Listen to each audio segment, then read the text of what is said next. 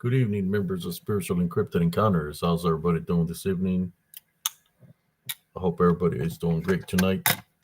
I didn't even know I was live, actually. I want to see something here to make sure it's even got a title.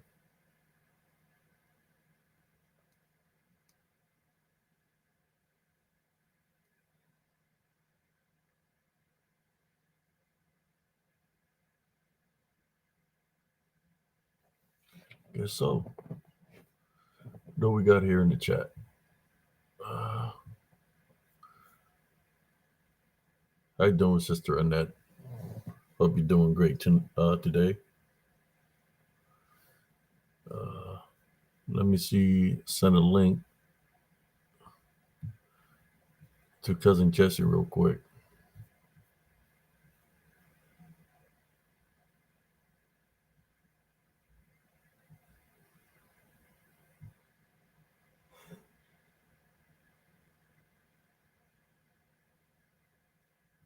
Oh, wrong one.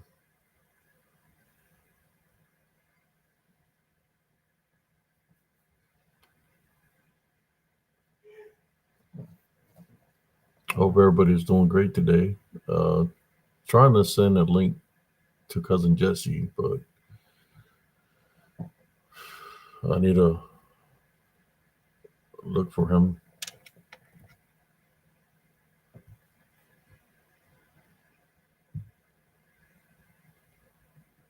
Okay.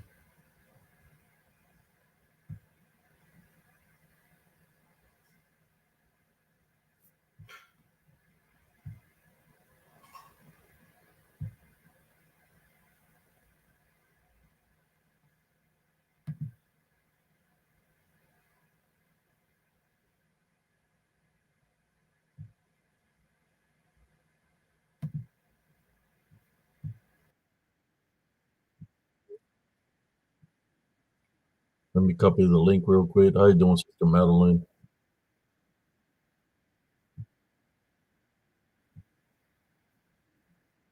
Okay. Let me send the link.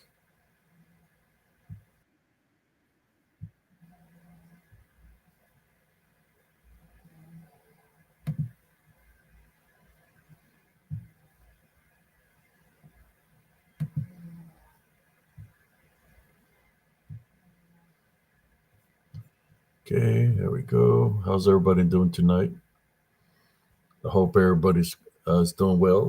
I'm very disappointed on the stage fight that I just witnessed on Netflix with a Mike Tyson that totally forgot all his boxing skills over the years. Uh, a stage fight. I'm very disappointed with it. Very disappointed. Soren Cias is very disappointed. But I mean, guy was getting get paid 20 million, so why not? Why hurt yourself, right? If you don't get paid that much money, even if you lose, it was ridiculous, man. I doing Beyond the Box.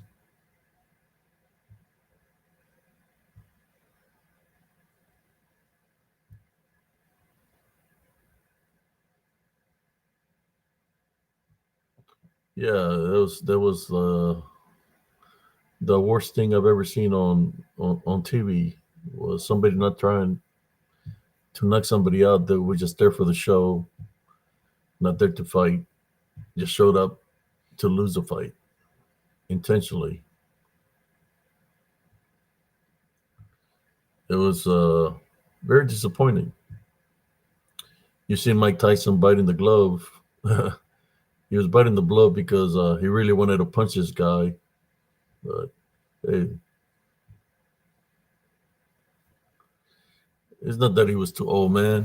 Freaking, he got paid off. You're not gonna forget you're not gonna forget everything you learned and trained uh, overnight. Yeah, he was wearing something in his leg. He might have had an injury or whatever. I don't know, but he wasn't even trying, man. That's not a warrior. That's back in the day when he used to be Tyson King. I used to have a nickname for him. I used to call him the paper chump or paper champ, which means that some of the fights that he was winning were staged. So now that he sold out for the money, didn't even attempt to fight. He went back to how he started with Don King as a paper chump. You know, paper chump means that they're just doing it for the dinero, for the money. A paper chump. Yeah, Mike Tyson. I said that. What are you gonna do? You come take a swing at me? I mean, you couldn't fight. That's what you call a sellout, man. Sell out. That's messed up when you sell out that way, man. Uh, that means that the Logan Paul is your master. We could say it that way, and not the master of karate. uh, your master because he paid you off to not fight. But I don't even know which was worse. So yes, I'm saying it here, and y'all can share it to Mike Tyson. Yeah, you're a paper chump. You sold out, Mikey.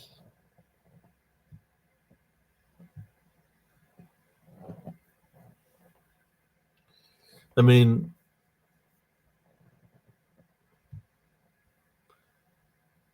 yeah, it was a waste of TV time.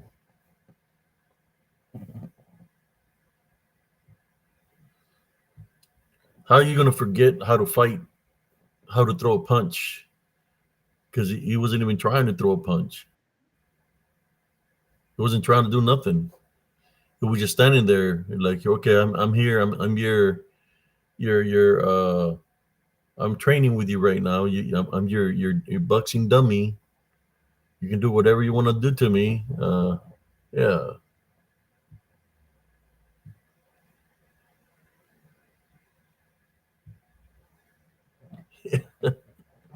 Well, I'm just making fun of his ass. That's one thing, one thing. I mean, he sold out, right? But to fight somebody when you lose your of everything of who you are, or any bit of credibility. I mean, shit. He was man enough. I mean, I'm sorry I'm going to rag on him, but here we go. He was man enough to hit his ex-wife, Robin Givens. That's why he went to prison, if we remember correctly. You know, that's why he went to prison. What he did to his ex-wife. He was man enough to hit a woman at least. How come he couldn't even bother to try to hit Jake tonight? He's a sellout. Trash. No, they're making money. I'm just. It's not that even about me being disappointed about it. So Jake Paul fight somebody that's really going to give you a fight. Jake Paul is a punk. You don't want to fight somebody a real fight. He wants people to think he's a beast. He couldn't even Mike Tyson wasn't even trying to fight him. Couldn't even knock him out because it was part of the plan. We just go 10 rounds. You move around, I move around, and we just leave it at that. Staged.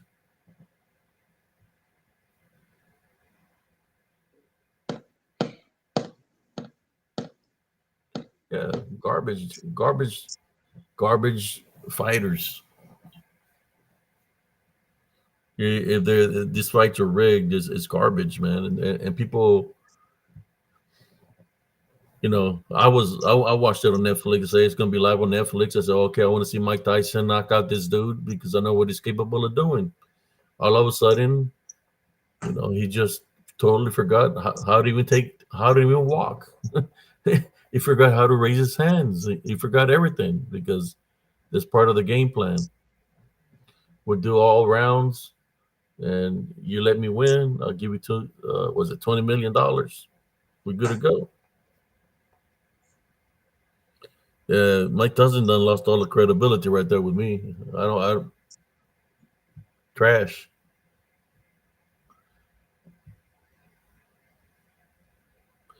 At least it was free. Yeah, it was free and it was trash. Hey man, that's why I Uh, didn't want to. the ones that put the fight of the night was the women. The women fight was the best fight. I mean, the girl had her freaking eyelid hanging. You know.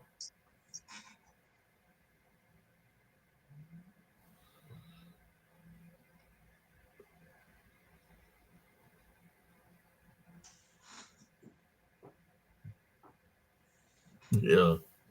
So yeah, I'm very disappointed with Mike Tyson. I mean, they even showed a video of him in chaps with his ass hanging. Like, who the hell wants to see that? I mean, he was just in it since day one. He was in it for the payoff. Ridiculous. Trash fight. They came. Wasn't it Logan Paul and Jake Paul? They saw Garcia speaking. Uh, go watch the replay. It was totally garbage. It was trash.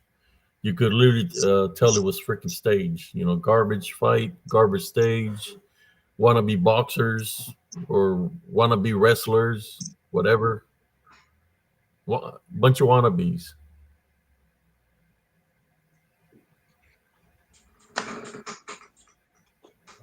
Shit, my grandmother was alive. She would have more fight than Mike Tyson. She'll grab something to fight. Yeah, that's what she was doing. The Irish chick kept on headbutting. She should have been more points deducted off of her, and they should have given the fight to the girl that was getting headbutted. She got headbutted all through the fight.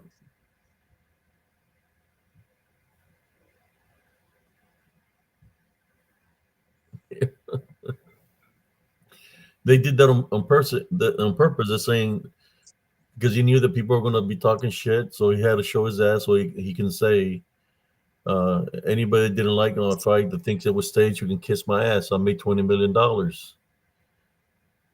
Yeah, but you still sold out, so you're still a bitch, Mike. You're still a bitch. Your Logan Paul is your your what do you call it? What's the guy? Diddy. He's your Diddy master. Yeah. It was the female fight was two champs. The both of them had a lot of belts. That was the best fight of the card. I did all the fights.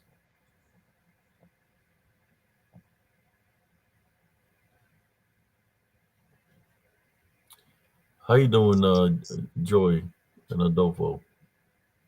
Hope you're doing good. Sorry, I'm not doing a little bit of venting here of what I just witnessed on TV. It was a waste of time. I mean, besides the fight of the women, just disappointed with Mike. Throwing the fight like that. Yeah, I mean, golly, man. At least fight for yourself. Fight for us Spanish will be fight for la raza, right? You're gonna fight for your heritage of who you are, where you come from, your background, or whatever. Mike Tyson went from being supposedly a warrior to a some kind of gender. You know, I don't know what gender, what number he is, but yeah,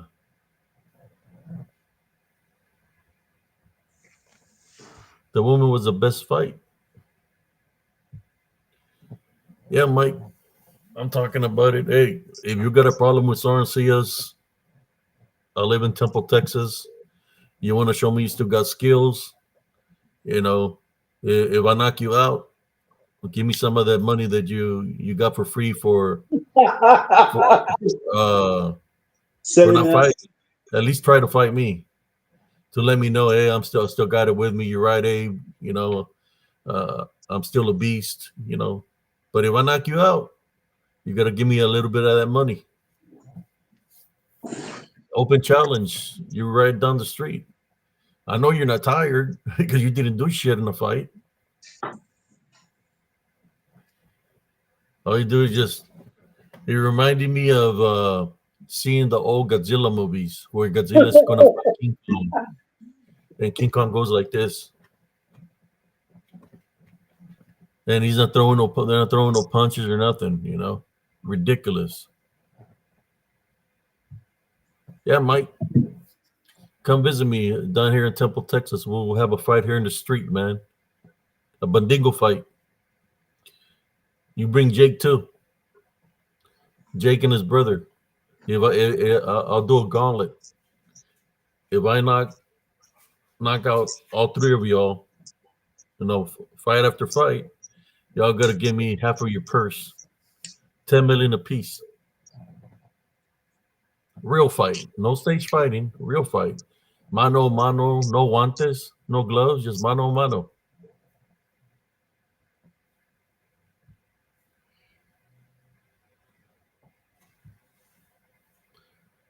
And you know the reason I'm saying that because you can tell when somebody, they're the stuff that they do is staged. You know, they're not real fighters. They're pretenders. But you know, I guess they're well known and they know loopholes and know people, you know, to get the viewers in and stuff like that. But besides that, they're not real fighters. They you can tell this. You know, me personally, that's my opinion, and I stick to it. I mean, I don't know.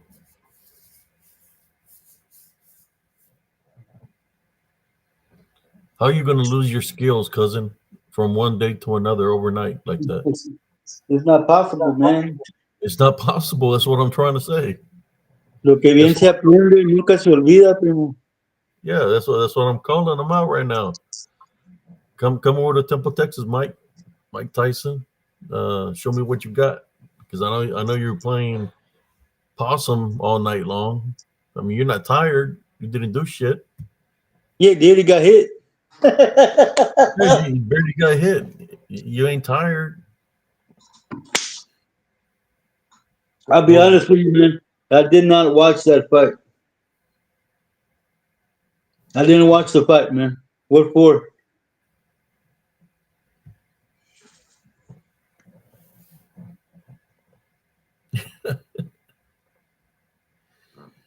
yeah, that's crazy, man. It do got some. I hope Diddy didn't get a hold of all of them and shit. Yeah, what was it? What was the reason for him showing his ass? I mean, He said, "There was it that is." like, it's like it was ridiculous. Now everybody's gonna be making fun of Mike Tyson. They're gonna be making fun of Jake Paul. Garbage, garbage. They're not real fighters. Enter, not even entertainers.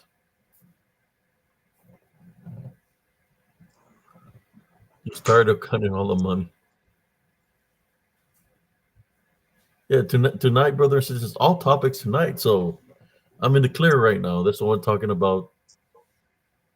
This waste of time on TV, even though it was free. They gave you garbage. Yeah, it was. The fight was worse than Oscar the Grouch. What's And up, you see, Red Runner? Oscar the Grouch has got his trash can, right? It was garbage. Oscar the Grouch, garbage.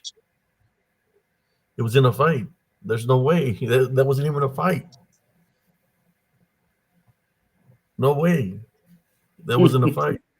It was an exhibition. It was like, let me stand here, you throw some punches. Ridiculous, garbage.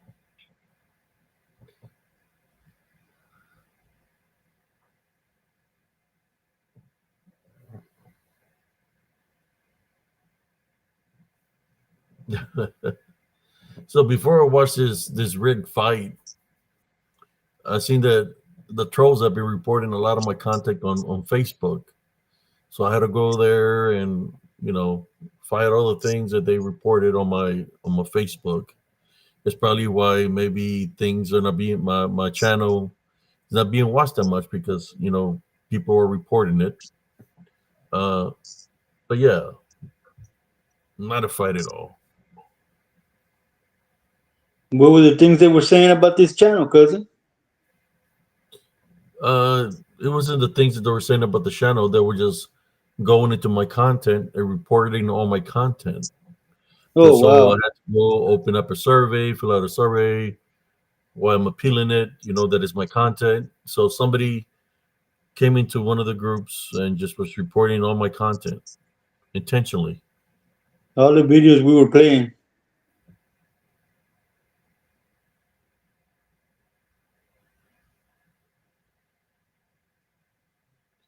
Yeah, there's always people. Even though I don't say nothing, I keep it to myself, man. Just for the drama, but yeah, people still continue to do that kind of stuff, messing with my Facebook group. They mess with my YouTube channel, where they're reporting it and stuff like that. That's why it's not being shown that much, and maybe that's why my viewers are going down. But to all these people that are coming up against me, that are doing this, to me, it's not about the numbers. That's what I've been saying since day one. It's not about the numbers. It's about how many people I reach out to that are listening to what I'm saying. That's what is about to me. I'm not trying to compete against anybody in any way, shape, or form. To me, it's just creating a channel where people can feel safe here. They don't have to worry about ape's eyes going off on them like a lunatic, or you know, uh, I'm not here to cause division or anything like that. But apparently, people dislike uh, who I am as an individual. That's okay. I don't worry about those individuals because karma is a bitch. What goes around comes around in the spiritual realm. So I don't worry about them. You know. So go ahead, continue to do the things that y'all do, troll or get people to come up against me spiritually or whatever y'all do. It's eventually going to come back to y'all because I don't accept that form of negativity. I'm just here. We're talking about all topics. So that's one of the things that I've been witnessing. Just because I don't say too much, don't mean things are not happening. I just don't try to dwell too much on the negativity that's happening.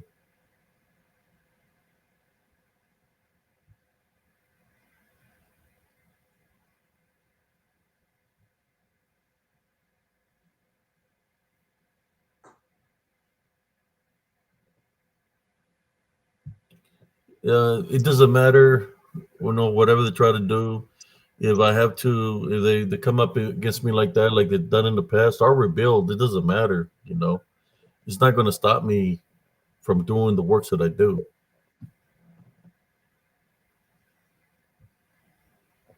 Uh, Thank you, Beyond the Box.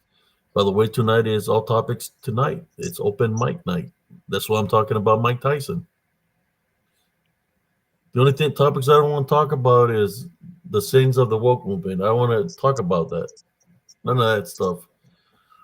What I mean by all topics is anything dealing with paranormal, uh, anything, UFOs, cryptid, portals, shadow figures, whatever y'all want to talk about. I know it's late at night right now. Maybe we'll go for an hour or two, and I'm going to place a link here. Whoever decides to get brave to come share a story, here's a link. The link will be posted up there. If y'all want to join in, let me know. Down But it's boy. cousin tonight. So now you're wearing the wolf one. It's Lycanthrope Friday. I didn't wear one today, but I am wearing something here. I wanted to Welcome, share. Cynthia. How you doing? Thank you, brother. Yeah, but I already knew that Mike. I already knew that Mike was going to sell out. So he had nothing to prove to anybody. What he proved it in his prime. So I already knew that he was going to sell out. So just that's good. He needed the money anyways. 20 million or whatever he made, and he'd be better on the side.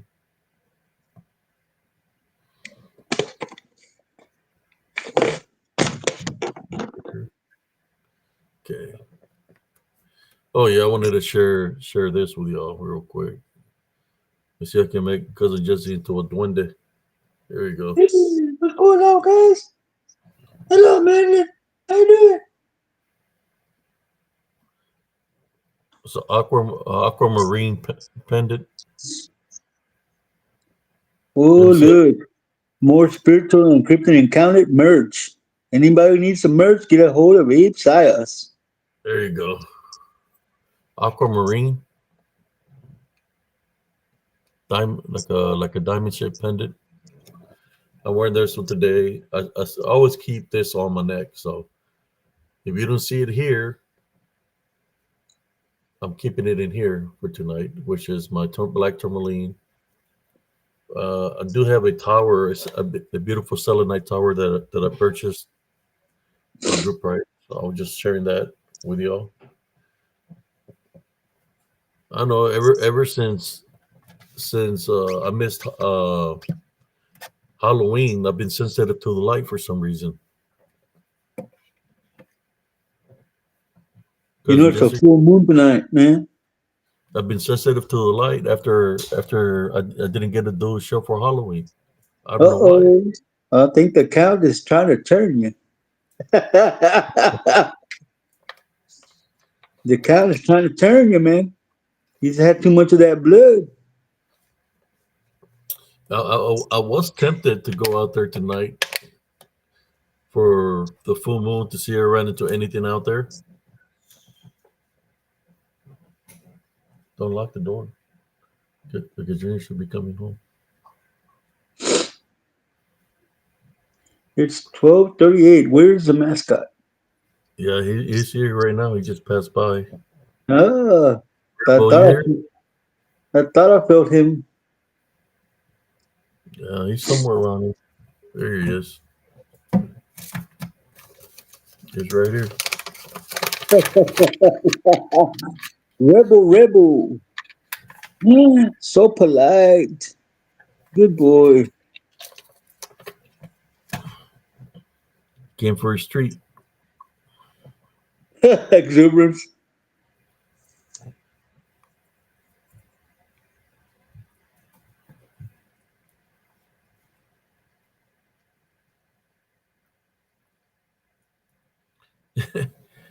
He said he makes half a mil a month from selling wig. Tyson 3.0 or something like that, 2.0.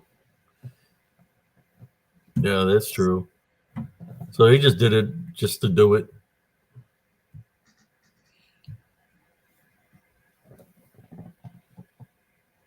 Yeah, he took like around 20 mil or more. They said that they made 120 million off Netflix. You know they made money for Jerry Jones. That was a Dallas Cowboy Super Bowl there. Hey man, you keep talking about the Cowboys. Garbage like the Cowboys. You're Sorry gonna, guys, you keep talking about the Cowboys. Gilbert's gonna come online. Talk garbage like the Cowboys. No, about you the couldn't Cowboys, expect cousin. anything more scripted than the Dallas Cowboys. Yeah, They're doing I'm not a the same thing. Cowboys fan. They're not playing football this year. They're gonna have a. They're done, man. That's it. They're out.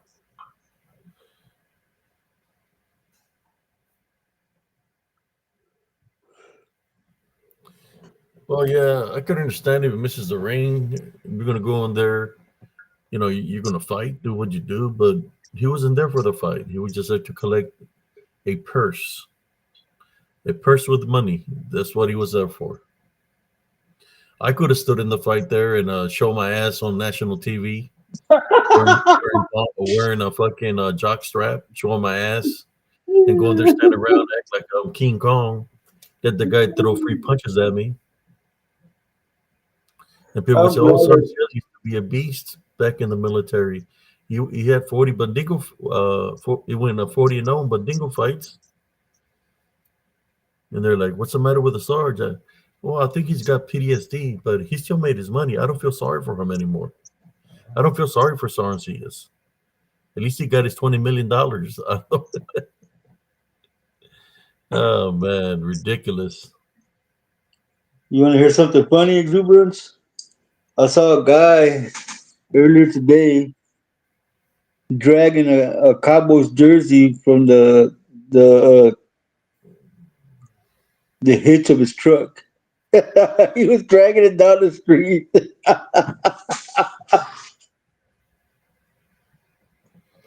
You seen Mike Tyson biting his glove?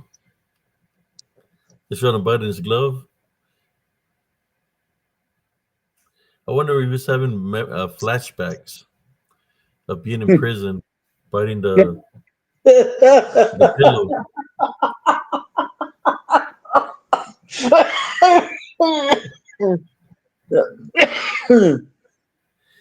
Turn around, bright. What's the song, Primo? Bright Eyes.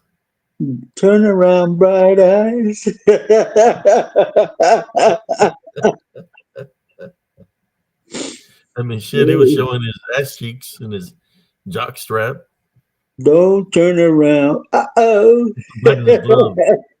No, that's not what you're supposed to be, Mike. Not bite your glove. You're supposed to throw a punch with your glove. Yeah, I think he wanted to bite his ear in reality, but he wanted to bite him from behind. Sneak up from behind him and bite his ear.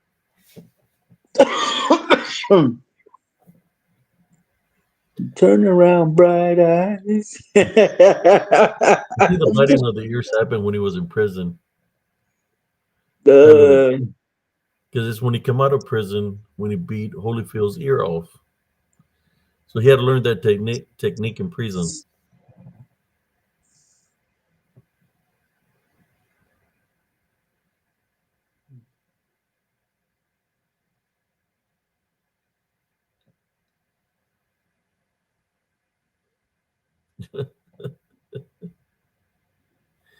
It's not even worth watching the fight.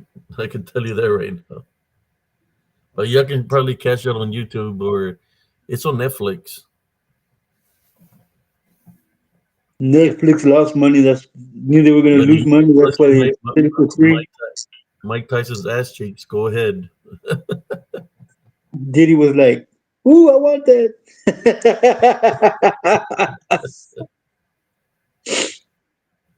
See, when I was younger and I was 40-0, undefeated, when I was in my prime, I knew Mike was fighting as a boxer. I felt that I could take Mike at one point in time in my life. They're saying he was a beast and all that. I've seen some of his fights and some of his fights in his prime when Don King was his promoter. You could tell they were staged, where some of this fighters or who barely wouldn't even hit him, graze them, and they will fall down. So, I always felt that he wasn't the fighter that people will make him seem to be. You know, I mean, think about it. A nobody named Buster Douglas knocked him out. Uh, Holyfield beat him several times. He's lost a lot of fights. So it's like it's hard for me to see Mike Tyson as a beast to how people portray to see him because he was a beast. Be right back. He wouldn't got knocked down by a nobody named Buster Douglas. When that happened, I was in Operation Desert Storm when he got knocked out by Buster Douglas. Literally, Buster Douglas had no chance of winning that fight, and he knocked out Mike Tyson.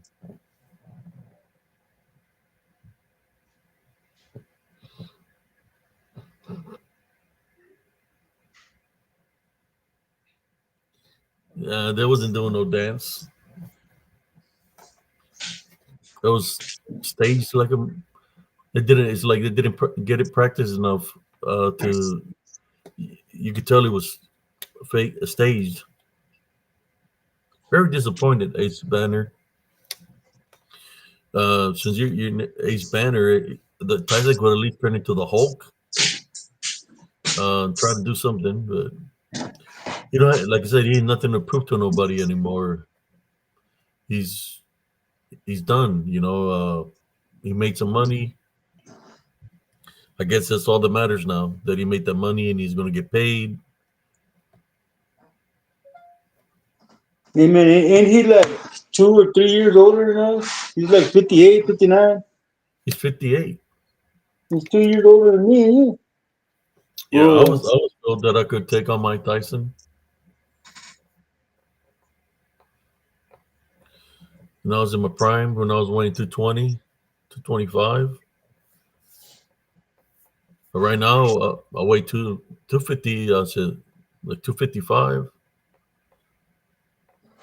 no. I'll definitely knock the hell out of Jake Paul. No, I'll do a Tyson. Just go in the ring and let him throw as many punches as he wants.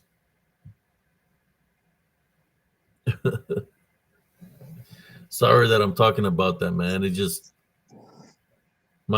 Tyson just tarnished his reputation with what he just did. How's he doing, overbuilt? But we knew that anything that has Logan's in it, I mean the Pauls in it, is all rigged, it's all staged. So what do you expect? CC with GNA, welcome. Yeah, it's open mic night for whoever would like to. Any topic dealing with anything the spiritual, paranormal, cryptid, aliens, whatever y'all want to talk about. All Under, topics. That's what we're talking about Mike Tyson right now. Underfire wants to come on, man. Days Banner 007. Who's Joe? There's only Abe and Jesse here. There's no Joe. Here we go. Oh, hey, how you guys doing? How you doing, How you Under Fire? doing? Welcome. Oh, I'm doing okay. Doing okay, a little bit sore, but Did you see the fight? I had family watching it. Fighting's not too much my thing anymore. I watched it when I was younger, but I hear it was quite the show apparently. It wasn't even a show, man. It was a sellout show. It was a Yeah, butt seat show. Yeah, I it was think ridiculous, man. yeah, a lot of sports is like that. But it's, you guys are talking about it sounds like it was pretty bad.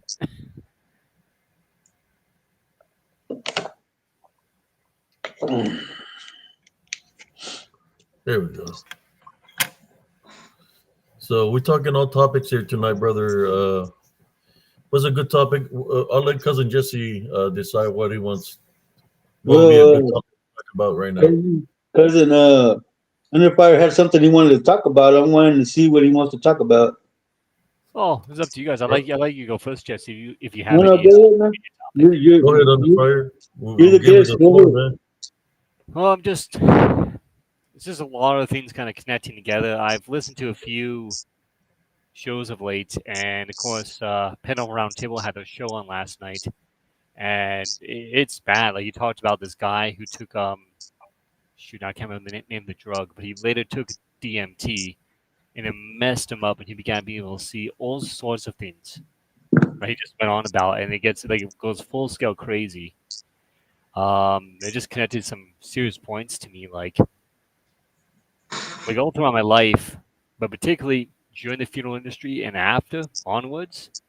Now I'm thankful not like these people. I'm not seeing stuff for the most part, except for those certain encounters that I've had. But generally, I could sense quite often that there's a presence around me, like quite often, more than one. Um, so it's really kind of connected some dots together about some stuff. Like there's stuff that attaches to follows people around.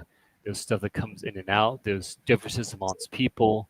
Um, it's really interesting, but it's also a bit concerning because I had one other show. I had a short conversation with someone on, and it was just a call-in show, and it was one of these physics people, there's people who pretend they can talk to spirits and stuff like that. Well, I shouldn't say pretend. Some of them can do it, but Psychics. yeah, psychics. Sorry, I'm having my tongues just tied up tonight. Respectful to the individual, respect them, but I really did not agree with what they kind of said when they talked to me. And that's the second one I've ever encountered who's just pretty much gave me like something that's completely off course from what I've kind of been informed by the father and from my experience and from my research and knowledge.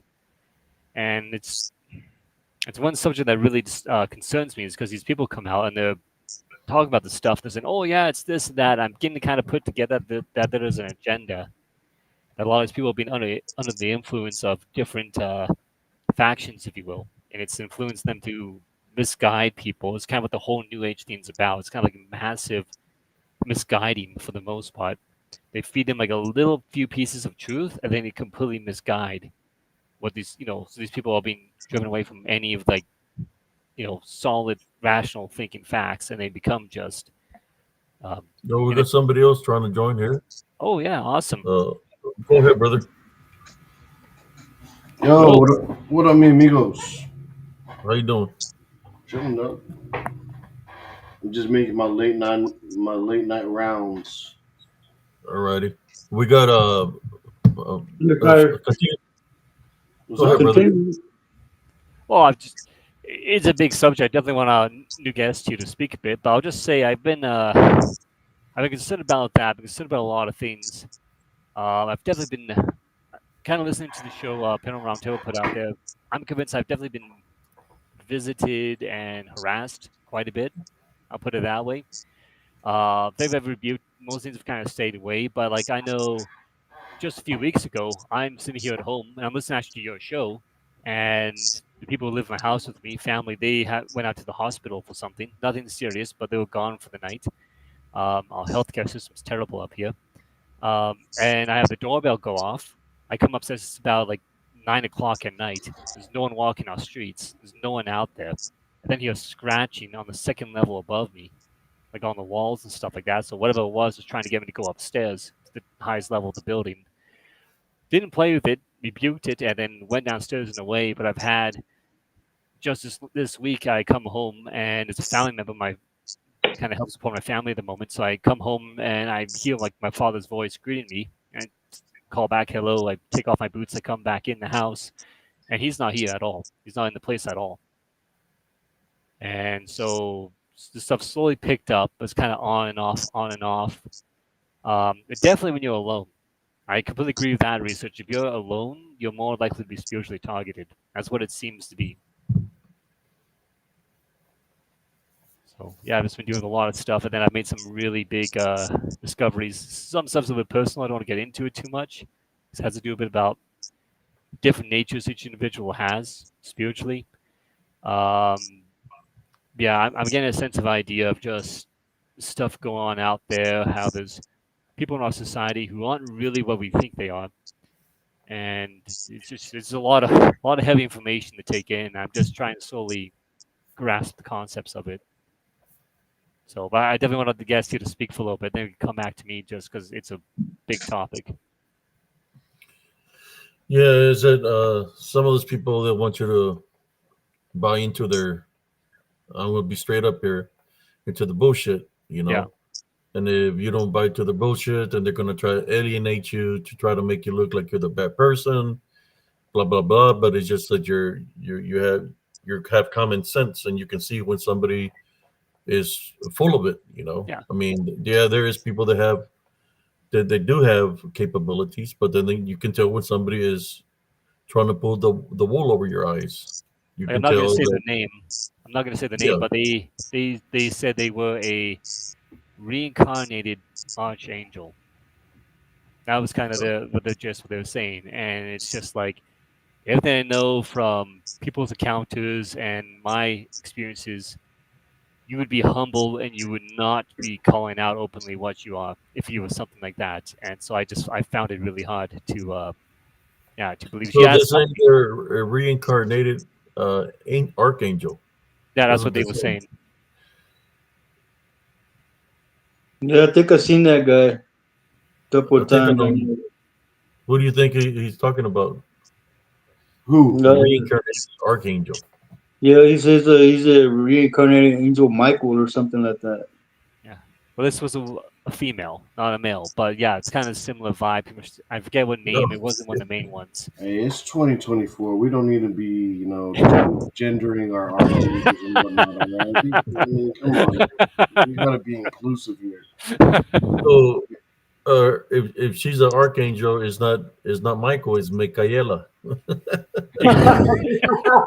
that's a good one. I like that. Oh man. That's funny. We were just I was on another stream. I just got off of one. Like I said, I'm doing just my late night round. Thought I'd just drop in, and we're talking about Obama, and we were all laughing because we're like, oh yeah, Big Mike, Big Mike and everything. And the girl was like, I don't get it. What do you mean Big Mike? And I'd be like, what, you don't know about Big Mike? Come on, man. It's Big Mike. Michelle. Yeah, Big Michael.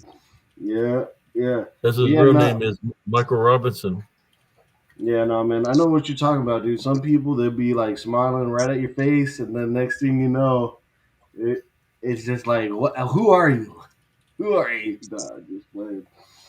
So yeah, now people change. I'm just joking with you though. It's just an unfortunate And accident. then some people get their, excuse my French, butt hurt because when you say something about something in this nature, they might have a friend that thinks they're a tooth fairy or Yeah, a leprechaun or something, and they get offended because then you think you're talking about their friends, right? In Now, the which only you're thing just that- talking about is certain happening, right? And people come at you in a negative way. They start targeting you. Dog, the only, this the only- this tooth, I'm saving it for whenever I get my other tooth because this one right here, this one damn tooth is $450 fucking dollars. Sorry, $450. Hey, oh wow. So 450. $450. I could have bought a 3D printer and printed out a damn tooth. Yeah, right. I was thinking about it, man. I was thinking about it. The one thing That that was was say, hey, leave the name Michaela alone. That's my great. oh Imagine if Michael Jackson was called Michaela Jackson. The music would change. It would still be the same person singing it. Oh So man, let me one show thing you I guys. I should find a meme for you. the one thing I would say about this person when I talked to them, one thing was quite strange was how immediate their responses were. For example, I talked about I was in prayer and I had the face of this red dragon appear to me, and the red dragon said, "I'll get you yet," and then fade away. And she immediately responded, "It's like, oh, that's this fellow's name, and he's just playing with you. He's a good guy. He's no ill intentions. He's just playing with you." And I'm being polite to this person throughout the conversation, but at the end, I'm kind of like, no, I don't believe that for a second. That's way too visible what was going on there. That it was waiting for me to die to try to seize me. So, but that's kind of the weird thing. So she just instantly responded, which gets the Yeah. idea of James Bartley talks about it quite a bit, and his idea with so a lot of people become kind of host or entity infested. It's kind of his topic, and so people get it's kind of like demonic oppression, but it's like they get infested with a bunch of negative, evil entities. And that's how we get some of these crazy people. Again, not getting political like we've seen after the election. You see people lose their shit online. So I Yeah. didn't swear, but that's kind of what it's like. They become entity infested and they just become absolutely crazy. It's like that song. It's my party and I cry if I want to. Yeah, yeah. I say give Oh, them man. free helicopter rides. Give them free helicopter rides, man. I'll pay for their helicopter rides. They just can't come back. Well,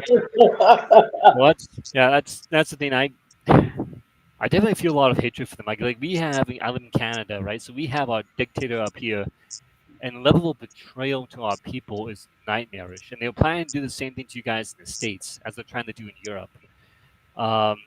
And it's really hard for me to try to forgive these people at the top.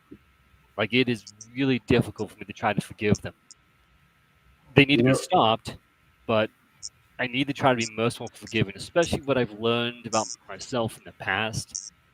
Kind of the example of God's level of mercy, which is something I haven't talked on any show about. That kind of vision that was shared to me. But we have to be forgiving as we can, even these people who are absolutely lost to darkness. But at the same time, we do have to defend ourselves and our loved ones and our community and our people and our society in the world, because some of these people have absolutely no hesitation about driving us all off a cliff with their policies and ideas. But at the same time, we have to be merciful, and it's a hard struggle. It's what Jesus teaches about, and it's gonna be a challenge. Yeah, man, turn the other cheek. But then at times, man, you just got to sell your cloak and pick up a sword. But hey, man, since we're talking about Canadian and Trudeau, and everybody knows that Trudeau is Obama's secret love child, and since we're talking about a whole bunch of Michaels, can you please share my screen real quick? I don't want to throw Homeboy off too much. Oh, go ahead, please. But please. yeah, because it sounds like your story is a little bit more relevant than mine. I'm just dropping in, shout out. Can you share my screen, Abe? Your screen. Yeah, yeah. I'm waiting over here. It's already queued up. You just have to hit that. Okay, switch. I see it. It's hiding in the bottom. All right, There we go. So yeah, talking about we'll never have Michael Jackson again, but I mean, Under the sea, What the hell? under the sea.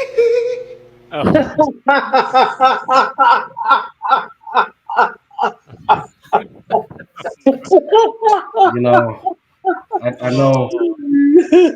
I mean, he is legend, bro. Just absolute legend. R.I.P. Because he be under the sea. You should have had a sea burial. I would have been very fit.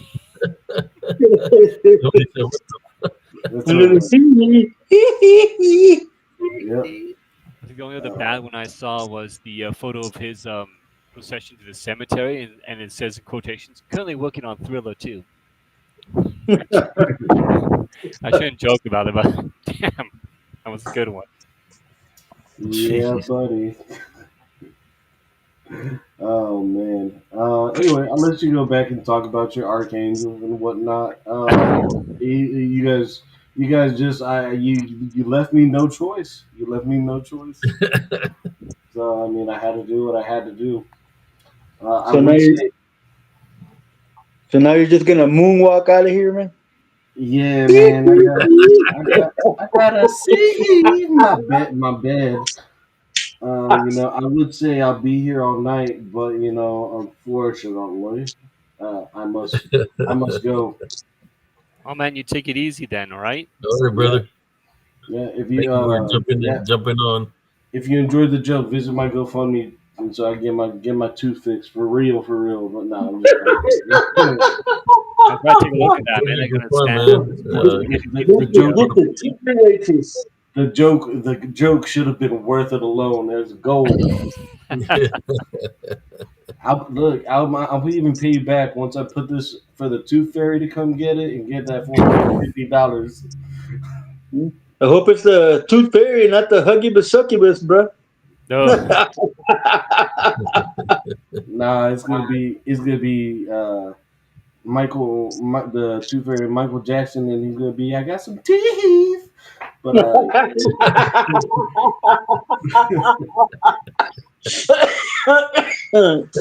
yeah, bye. Take it easy, man. take care. Oh man.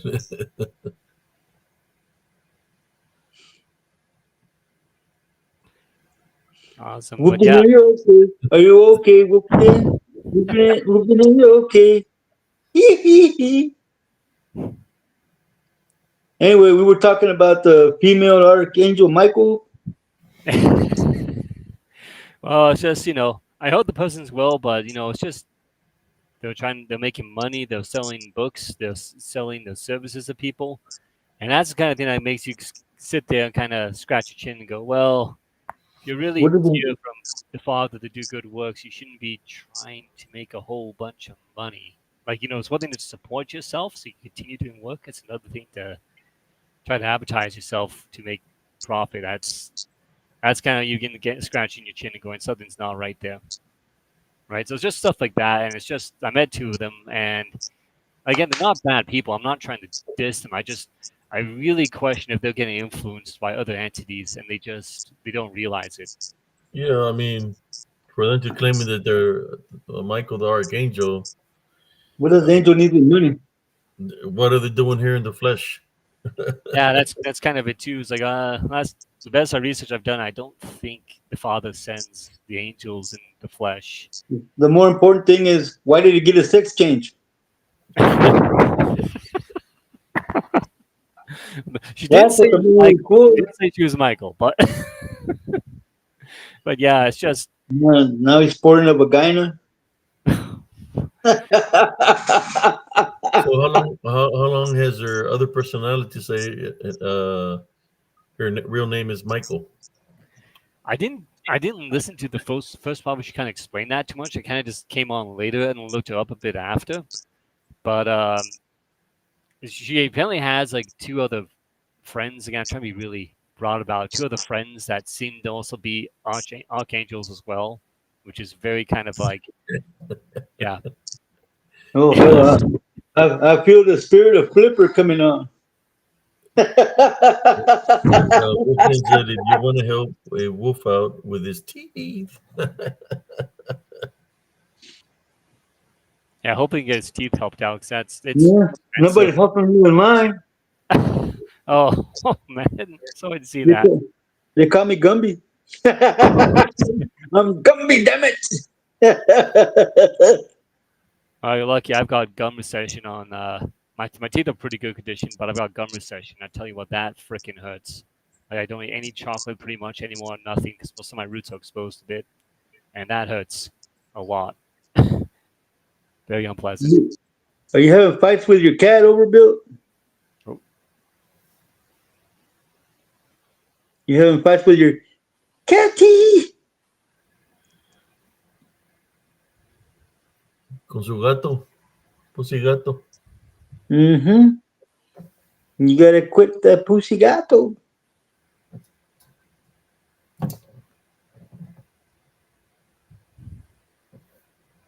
I don't know what you're talking about, Smurfy. Anything with the thing called Pokey? I'm not trying to get a. I don't need it. Thank you. Yeah, it'd be quite interesting to have Smurfy come on though and talk about some stuff he's mentioned in the chat sometime. Yeah, Smurfy or Exuberance, but Exuberance always finds an excuse not to jump on here, man. Yeah, I don't even call him Exuberance anymore. I call him Lalo Lies because he lies about it. Oh. Well, I wanted to share something with a group here. Some of the things that I've been going through this past week. You have the Is, floor, cousin. I normally post when I'm working out. This week has been one of those weeks where today I didn't work out at all. For a Friday, I always do the Flex Friday. Yeah, I haven't been feeling it, man. All week haven't been doing my normal workouts. I've been doing light workouts all week long. Some of the dreams that I've been having is some look futuristic, and then some of the dreams, it's kind of like I'm not here. It's kind of like my time on Earth is almost over and stuff like that. So when I wake up, yeah, I tie binary rebuke it in Jesus Christ name, because that could be something negative seed trying to be planted on me. But that's why I wake up. When I wake up out of the dreams that I have, I tie binary rebuke it in Jesus Christ name. I might have seen whether it would be my son or if he ever has children, someone that look like my son. But in the future, I've been having some weird dreams, and I just pray against his dreams because some are good, but most of them is dealing with death, where my time is almost over here on Earth. So I just tie bind and rebuke it in Jesus Christ's name to be able to continue to do the spiritual works that I do. But it's been like that all week long. What does your intuition kind of tell you? Do you have kind of a gut feeling about it? Well, the activity that's always around. I haven't been back to the woods, but I know that dealing with that is dealing with the Holy Spirit. the heavenly angels, they show you because they're the Holy Spirit knows also the Holy Spirit, just like the Heavenly Father, is the past, the present, the future. So they show you things. And I think maybe because of the videos that I was watching, that I'm feeling a certain way from those videos. When I share the videos here, especially like when you're into a portal, there's a portal where there's so many things that are around that can be draining your energy, and that's what their purpose is. They're not trying just to drain your energy for them to get power. They're trying to drain your life source so they can destroy you. That's what they do. That's what people don't understand is they dislike us because they're we have the opportunity to make it into the kingdom of heaven because we're children of God. So they're going to try anything in their spiritual power to come up against you. But besides that, that's what how I've been feeling all week. I noticed something in there in that way. But like I said, I pray against the daily. I type binary beacon in Jesus Christ's name. Sometimes I feel that, spiritually what I'm being shown, there's been some people infiltrating whatever their main mission or what they're trying to do with spiritual encrypted encounters, whether it be on YouTube, on Facebook. The only thing I can say to these people is, if you're on a mission to do something against me, to my sites or group, go ahead. Just don't try to do something to me spiritually, because that's when you're gonna lose. Because the Heavenly Father protects me 24/7, and whatever wrong you're trying to do, it will go back to you 7 times fold. Because here in spiritual encrypted encounters, we don't accept any form of negativity, so it has to go back to the sender. I'm just letting that out right now.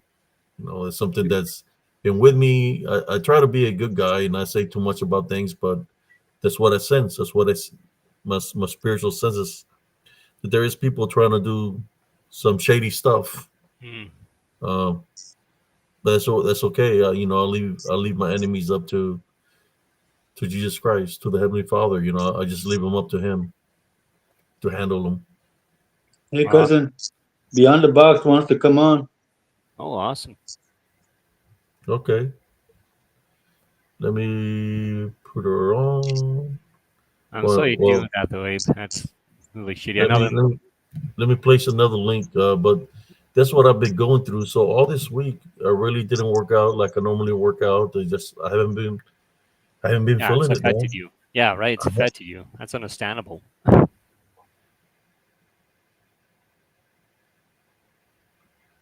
Who's trying to come on? Beyond the Box. Yeah. Okay, I placed the link right here. Let me see. There she is. There we go. Hello. Welcome, Beyond the Box. Welcome to the show.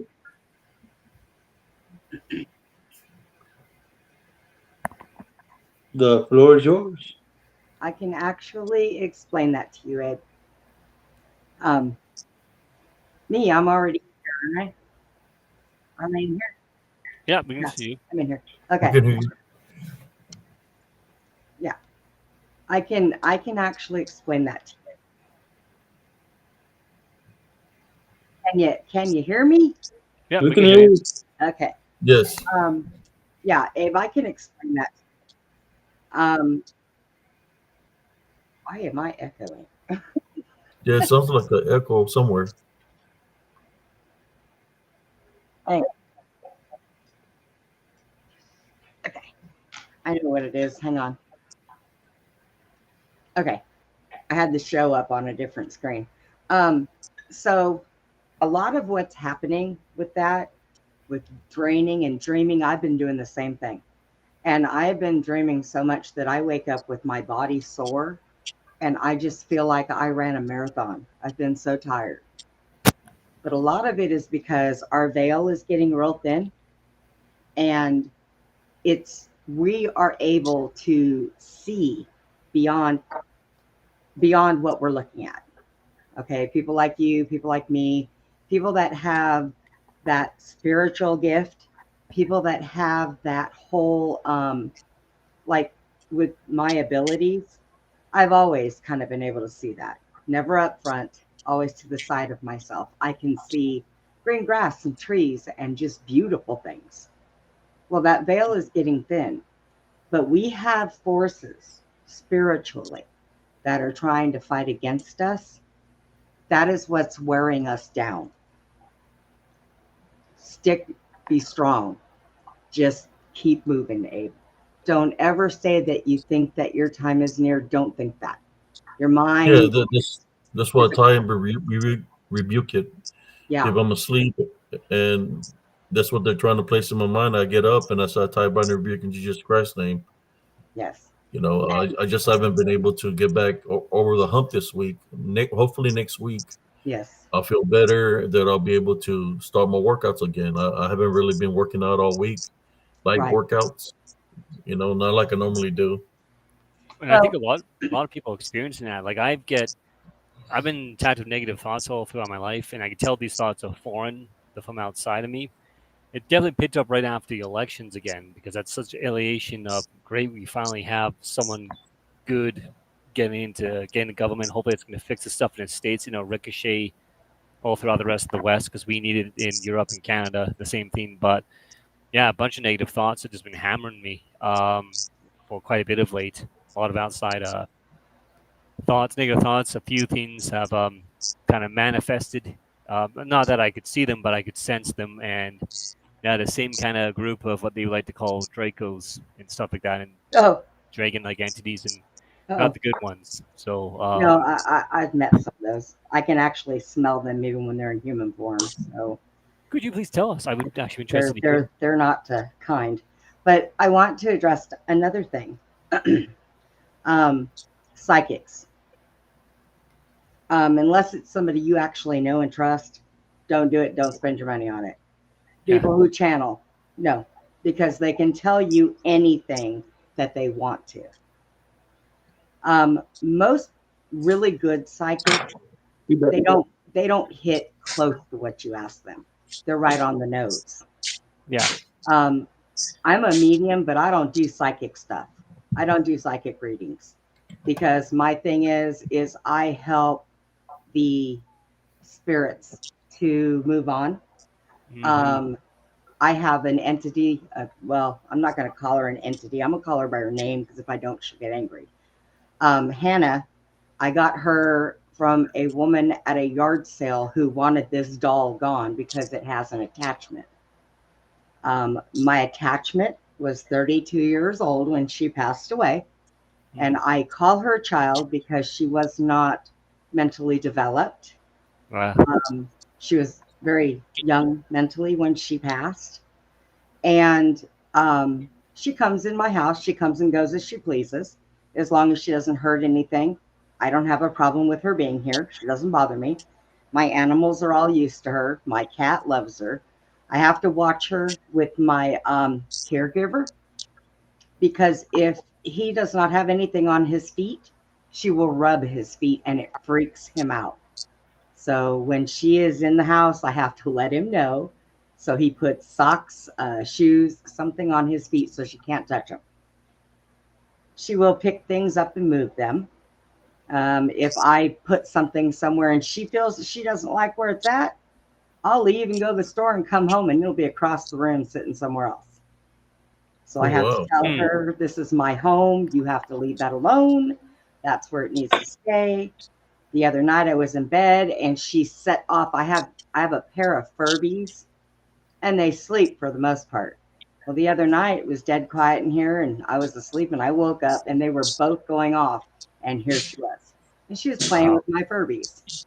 So, you got to be careful with people like that, because they can take you for your money. Reading cards. Yeah. You learn how to read them. Okay, card readers learn how to read them.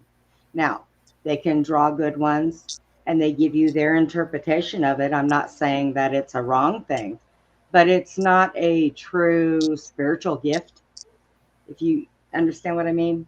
Yeah. It's reading one of the cards. Yeah. I could set a group of cards down in front of my dog, and he can step on some, and I can pull them out and tell you what they say on the back of them. So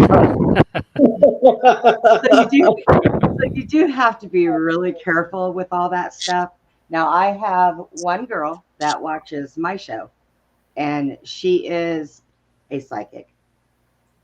She does things by drawing. Now, the only reason why I can turn around and say that I believe this woman is because when I first got her, now anybody that comes on my show, I usually will sit, if they don't have a show of their own, I will interview them. I will have them tell me things. And she told me she was a psychic. So I told her, I said, I want you to draw what I'm thinking. And she goes, okay. So we sat there for about 10 minutes and she held it up. She said, I'm done. I said, you are. I said, what do you got? So she held it up. And it was a picture of my grandmother who has been dead for 30 years. Oh, wow. And I said, is she with you? And she said, yes, she is. I said, ask her something about me that nobody else knows. And she said, huh, that's weird. And I said, what? She said, well, you said growing up your nickname was Bree. I said, yes. She said, but your grandmother called you Dee Dee. And I said, right on. So I trust her because that was the only one in my family that ever called me Dee Dee. That was my grandmother. Wow. And nobody, they didn't even have internet when my grandmother died. And I've never really talked about my grandmother too much. So yeah, you just have to feel these people out. Or if you know somebody that's psychic, have them talk to them. But don't ask them common everyday questions that they would know about you being your friend. Ask them something about you that they wouldn't know. That's the way to get around that. Well, I can say be thankful you don't have. I worked in a funeral home for several years, and we had some stories about like there'd be a wrench that'd go flying across the room and almost hit to the staff. Just tons of stuff. I could go on here for probably about 2 hours just about the experiences I and people working with me have encountered. And there was some that I think were good. I think some were definitely human spirits, either residing, hanging around, or being stuck. There was definitely some bad entities. One really negative one. I guess I'll share this real quick. This is a really kind of. I want you to share the story for your Halloween show, Abe. Pretty much. So we're in a staff room. It's kind of a bigger facility. It's where we essentially brought everyone to do the embalming and all that type of work before we send them out to the funeral homes. And so our staff room is above where we kind of work on and keep everyone. And so we're just sitting there. It's kind of like a shop, if you will. It's kind of like that, more nicely done up, but a shop. That's what it kind of is. And one of my coworkers were having lunch. My coworker comes running up the stairs to us in an absolute panic. And I kind of try to calm her down. I go, what's going on? And they tell me what happened. They were in a computer and they had the tables lined up behind them with the people on, right? And so all the feet are on her side. And these people all passed away. They'll have string for the toe tags, not metal. So metal, if you could come from the medical examiners, it usually be a metal one. If it was from the hospital, it'll be a string one. She felt a negative presence behind her. She turned around and all the toe tags were standing straight up, defying gravity. There was no wow. Yeah, they were all standing. It was about, I think, about 5 tables. Each person on the toe tag was standing up, defying gravity. Boated upstairs, came up to us, I calmed it down. I ran back down, came and looked. Everything was calm. Everything was fine. Yeah, stuff like that. Like that's what I think. Like I always had some unique characteristics, especially talked about before, waking up at the age of 9 with no memory of who I am, or my family. But my time in that funeral home really exercised whatever inherent abilities I have, because after that's when I began having all the really crazy encounters and experiences and sense and stuff around me at a heightened level. I'd be very interested to continue the topic, but I'd like to hear your thoughts about the now there's different groups. There's reptilians, there's a Draco, and then it's kind of like, and I'm still a bit gray in the area of Draco and dragons. I think they're either the same or they're very closely related. They can be physically in the earth, they can be multidimensional, they can come out of portals or different realities into this reality. If you follow the Bible, and some other beliefs as well, and some experiences people have had. The dragons are pretty much equivalent to angels, of course, except without the power of the Father, but they're equivalent on the same, near the kind of same level of spiritual presence and ability. And that's kind of just about that. And you said you've encountered some Draco yourself, Brenda. Is that right? Several times. Well, I think the reptilians and the Dracos are the same. The thing that I think is different about them is the reptilians have a tail, and I think the Dracos do not. I've heard it's the other way usually. It might be the other way. I think I've got them confused. So I'll put one point to that too. I think, and I'll let you. So I think the dragons created the Draco, which created the reptilians. So go ahead. I do know that the reptilians and the Dracos and all of them have been here way before us. Yeah, I agree that. They actually, the ones that are still here live underground. Yeah. And that's how they travel back and forth to places also, underground. They do shapeshift and take human form. Some of them are more advanced, and instead of shapeshifting and taking human form, they do this thing with people's minds that make them think that they're human. But there are still some that will shapeshift to the human form. I have seen them. I'll tell you, I was with my mother when I was younger in a grocery store, and there was a very tall man behind us, and he smelled bad. And I kept looking at him. I think I was probably 7 years old.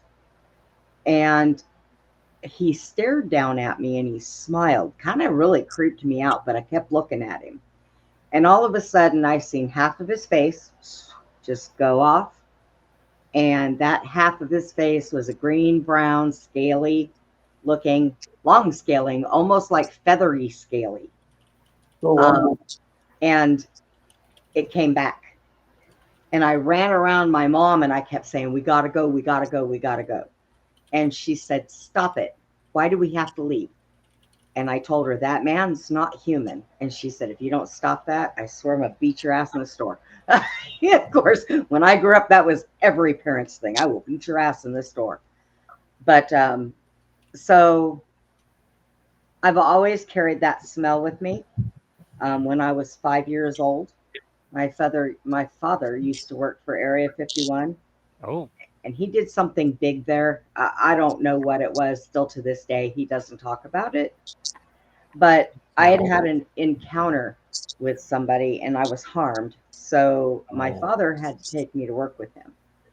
And we were in this room that was right across from another room, and the door was open. And I seen 2 reptilians in there. I seen one of them was working on something, and there was armed military behind him. Yeah. And they smelled bad. Yeah. And, being as young as I was 5. And I told my dad, why did they smell so bad? I wasn't afraid. I just wanted to know why they smelled. Of course, he told me because they live underground, but apparently they don't have baths underground. So that was what I did. It's crazy. Smell is really one of the most strongest senses we have memory tied to. So that makes sense. Like, I'm not going to talk much about my funeral, but I'll tell you what, that stench is the worst thing you'll smell on the planet, and I don't try to dwell on it much because it's horrific. There's nothing like that. It's a horrible experience. I'll put it that way. So you can adapt, get used to it, but it's never pleasant. Now with the reptilians, there's definitely ones. There's reptilians, the Draco, and the dragons, and they can shapeshift to pretend to be human and all sorts of things. They could be it depends. The more the dragons can do just about anything, right? Spiritually, because they're like a higher density being, right? So it's like density levels. But at the same time, and some people are not going to like this, but this is generally from all the research I'm gathering, they've hybridized a whole bunch into humanity and other entities as well. Have you ever heard of junk DNA? Yes. I'm pretty convinced personally at this point. There were some people who did the human genome, what's it, human genome study or test. It's when they mapped out the human DNA back, I think, like the early '90s or late '80s. There was 3 people who came forward about it, and one was killed, suicided, as the government likes to try to Right. make it out there. And the other 2 had their careers destroyed to intimidate everyone else to be quiet. But they came forward and they said there's clear evidence that several points in history human DNA was tampered with. Yes. And then they were kind of silent, and they kind of believe and it's kind of a good thing for everyone in the faith of God. Is they said there's no way we could have naturally evolved, like nada, didn't happen. You can't explain what happened to the DNA history. So there's signs of intervention or creation, however you want to view that. They didn't explain it fully because they got killed and terrorized in silence. But listening and Panel Roundtable did a whole thing about this just the other night. This guy took a bunch of drugs, and he began seeing entities around people and all this stuff, and almost made him like crazy. This guy had a lot of trouble. He took way too many drugs than he should have of a certain type of drug. But eventually began seeing reptilians. He also began seeing people who were other things as well. He began seeing humans, like there's like different levels of humanity. There's different aspects of people. And so I think there's a spiritual side and a genetic physical side. So I think there was some complexity there. But some of these things, people walking around, you probably encounter every day in your life who are actually reptilian genetically. They have that part in them, but they don't know it. And they'll never know. And they could be some of the nicest people you ever meet. So again, it's the quality of the spirit. I know I just the person a bit who calls himself an archangel, and I shouldn't be so harsh, but it's just there's things about myself that I've come to learn. Let's put it that way. And I think there's some reason why some people have the senses or the spiritual gifts, as you, Abe, a bunch of people in the show have, and it might do with the spiritual side. It might do with the genetics you inherited. I think that there's some really interesting and complex things with it, because one of the things about these shapeshifters, it's really interesting, is this guy went later and he actually met a bunch of First Nations, and it wasn't Navajo, it was a different tribe. All the tribes have legends about it, though. And we have people, again, you talk about the burritas. I'm sorry, not burritas. Jesse, what's the name of the witches in Mexico? Brujas. Brujas, thank you. So you have these different cultures all over the world, Europe, Central America, Middle East, all over the world. Different people shape-shifting into different things. And what kind of James Bartley, I've watched from his channel, he's talked about is they either spiritually or genetically through the physical bodies. All the spiritual being might have inherited, and again, I know not everyone agrees with reincarnation, and I completely respect that. For me, I'm a believer in it, from my own personal experience, but they have that inherent trait of those forms, and so they're able to tap into that. Some people, in a more or less horrible dark magic way, are able to connect into that and shapeshift into those past aspects, if you want. Now, there's people who do black magic, and they get demons attached to them. They do it in a horrific, evil, vile, despicable way. And then, but these people doing it in this other way too. It's still kind of like I really question they're doing it. Like even astral projection. There was someone had in PRT, I think last year, and apparently he was a pagan, and he would astral project himself, and he would shapeshift into a human dragon hybrid and other things too. And he said he had he was an older spirit, and he had his whole line, and a lot of stuff we talked about kind of matched up, kind of made sense to why he could do the things he did, right? And it matched with all his other research. Again, like I've been exploring as much of people's experiences, reading as many different books as I can, get as much broad of a spectrum as I can, and then seeing the patterns that kind of come up from everything. And going, okay, all these people have the same pattern. There's got to be something to that. Now, sorry, go ahead. Are you aware that you go on bloodlines? Are you aware that Lincoln's bloodline is bloodline of Jesus? Abraham Lincoln? Yes. Also, in that strand is the bloodline of Norse gods. Now, the people that have these certain bloodlines are usually always under attack. So when you find yourself under deep attack, resort to doing an ancestry check on yourself. I am the bloodline of the Kennedys, Pattons, Abraham Lincoln, Jesus, and Odin. So my bloodline, I am AB negative, which is 1% of the people on this planet. I have to be very, very careful who I encounter, where I go, and who I trust. Now, are you certain about this Jesus bloodline? I'm trying to listen to it. I don't know if he had any. I don't think he had any descendants from He anything I did. read. I He know he did. went to other countries, so please tell me. I'm always open to He hear did. everyone's experiences. Also, I can break open the Bible for you guys, Abe, God willing. You know, I have got the Ethiopian Bible, the Book of Enoch. I also have the Geneva Bible. For me to get the Geneva Bible, I had to be put on a list. Don't ask me why, but that's the way it worked. So I have taken all of these three Bibles and the King James Version, and I've gone through these Bibles, and Susie and I have read them over and over and over again, and we broke some things down, and God tells you the truth.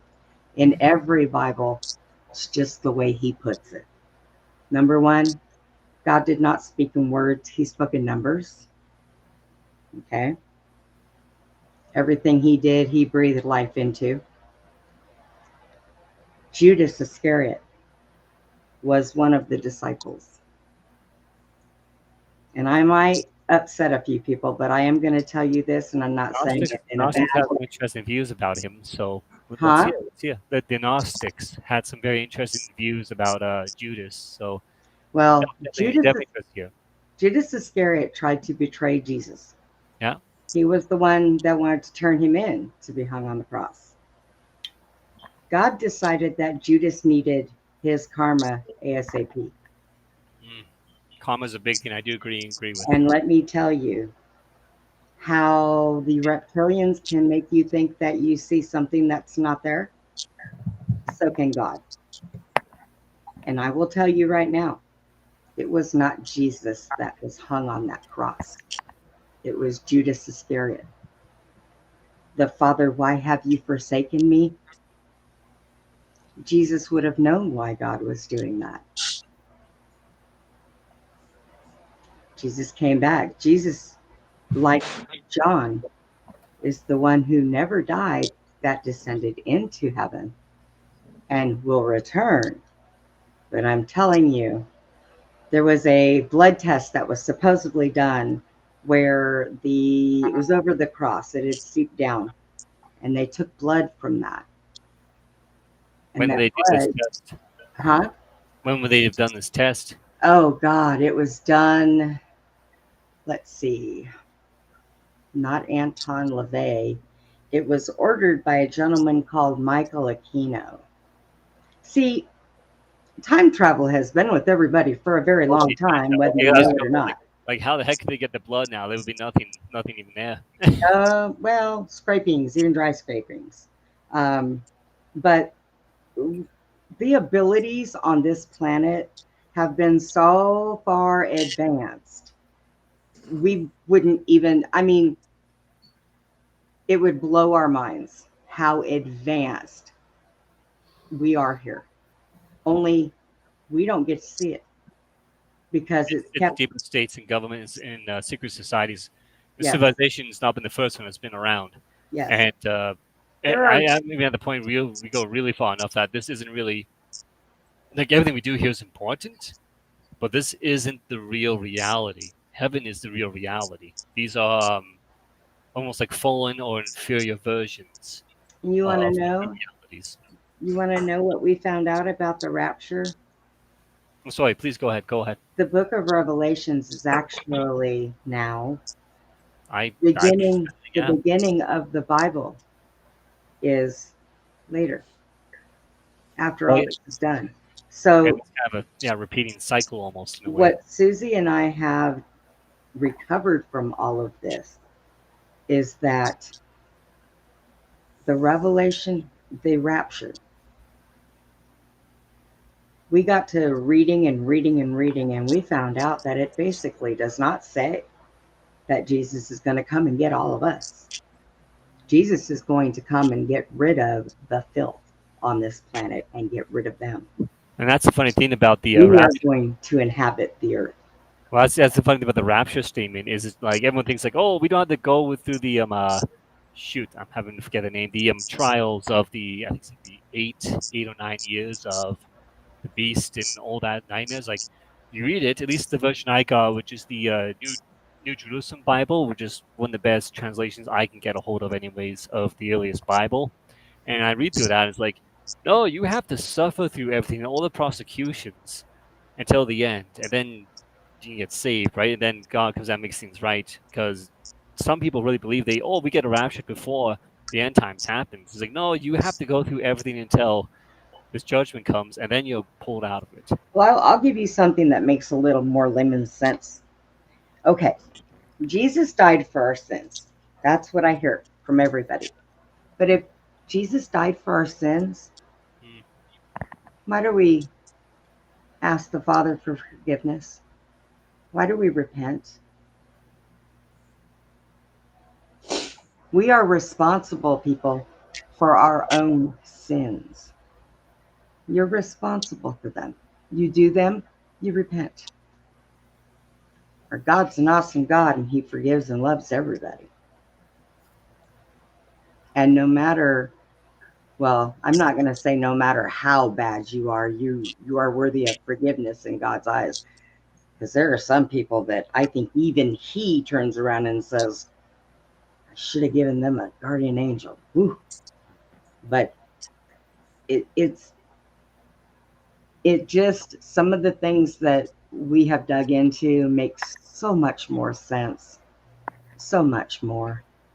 Well, it's definitely sorry. It's definitely really a really interesting take. I know this much. There's definitely been a lot of rewriting and editing of the Bible, unfortunately, and there's been factions and groups. Council of Nicaea definitely took a lot out, put a lot of stuff in to make it so they had more legitimacy for power and the right laws to enact certain actions in the past that weren't very Christ-like. Let's put it that way. They actually went after a lot of groups that had different views of them, like the Gnostics. I still follow. What I call myself now really is a follower of Jesus and His Father and the Holy Spirit, which I do believe the Holy Spirit's kind of the emanations from the Father in heaven, right? The Old Testament, and again, I respect. I don't want to upset anyone here and show anyone. I don't think Yahweh really is the Father of Christ. I think He is. He's a different entity because, again, Panel Roundtable did a really good show, and I've kind of came to that conclusion way before that. But you read his description, he sounds like a dragon, and the stuff he does, like even Jesus, kind of like contradicts a lot of what Yahweh's teachings are. So it's a really good challenge. It's a really good challenge to think on that, going like, well, man, I guess it's kind of hard to see how they relate. The true names, and you can find those in the Ethiopian Bible, which is probably the closest thing that I've ever found. I think it's the first. But I say God and Jesus because that's what people know them as. But God's true name is Yahuwah, and Jesus's true name is Yeshua. J's didn't even exist in that time in the alphabet. And Yahuwah, or what did you say? Yahweh's the Yahweh. Old Okay. The Old Testament Jews. Yahweh. We call him Abbat. Yahweh is the sun god. That was what they called the sun god back then. And who is the sun god? Follow. So, yeah, Yahweh's not God. It's Yahweh. Hey, I hope we're okay. We've not upset you at all, have we? Oh, I hope not. We're not upsetting you, are we? Oh no, I'm just listening. Okay, good. I just want to make sure because I'm still thinking about the Mike Tyson fight. I know. No, I'm listening to what you're saying. okay, It was the boxing. What I was doing earlier, I was looking at some pictures, and I wanted to show you a picture since y'all talking about dragons and Mm. Oh, please. reptilians. I Yeah, wanted to please, show a please. picture or something Yes. that I captured from Melm's Grove. Oh, But is that I the was silver one? just listening to the conversation, so I'll No. let you talk, and after y'all finish the conversation, I can share the picture. But You it's a know, pretty Abe, interesting topic. I'm Please, going to please tell share. you something, Abe. When I went over there one time, I heard something rustling around. When I went down to go fishing, I heard something rustling around, and I was turned around and I was looking, and I don't think that that's exactly what it was, because if it was, I would have been able to smell it. But whatever it was rather tall and awfully scaly.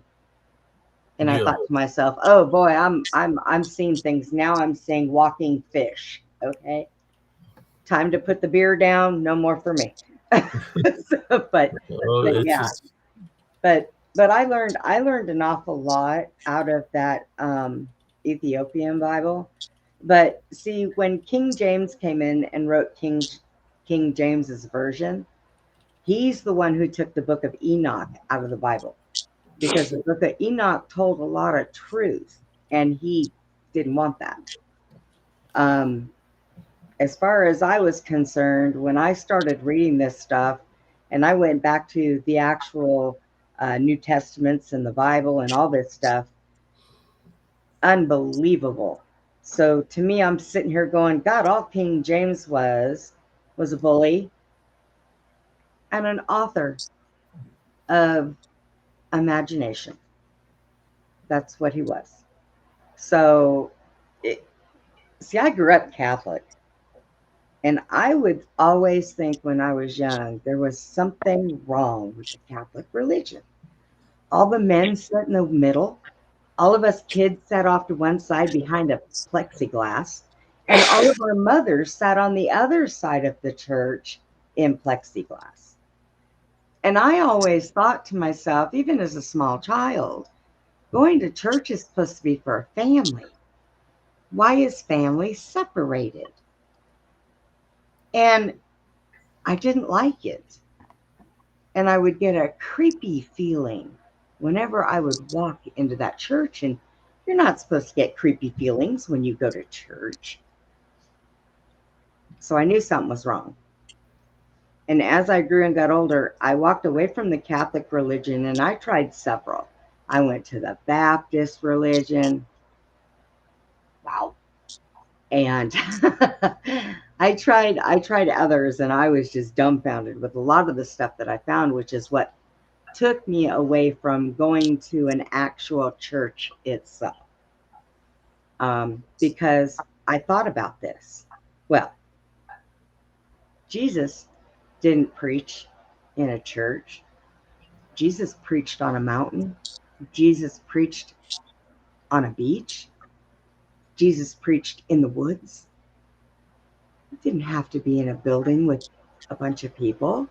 You could surround people around you like a campfire and still worship the Father and the Son.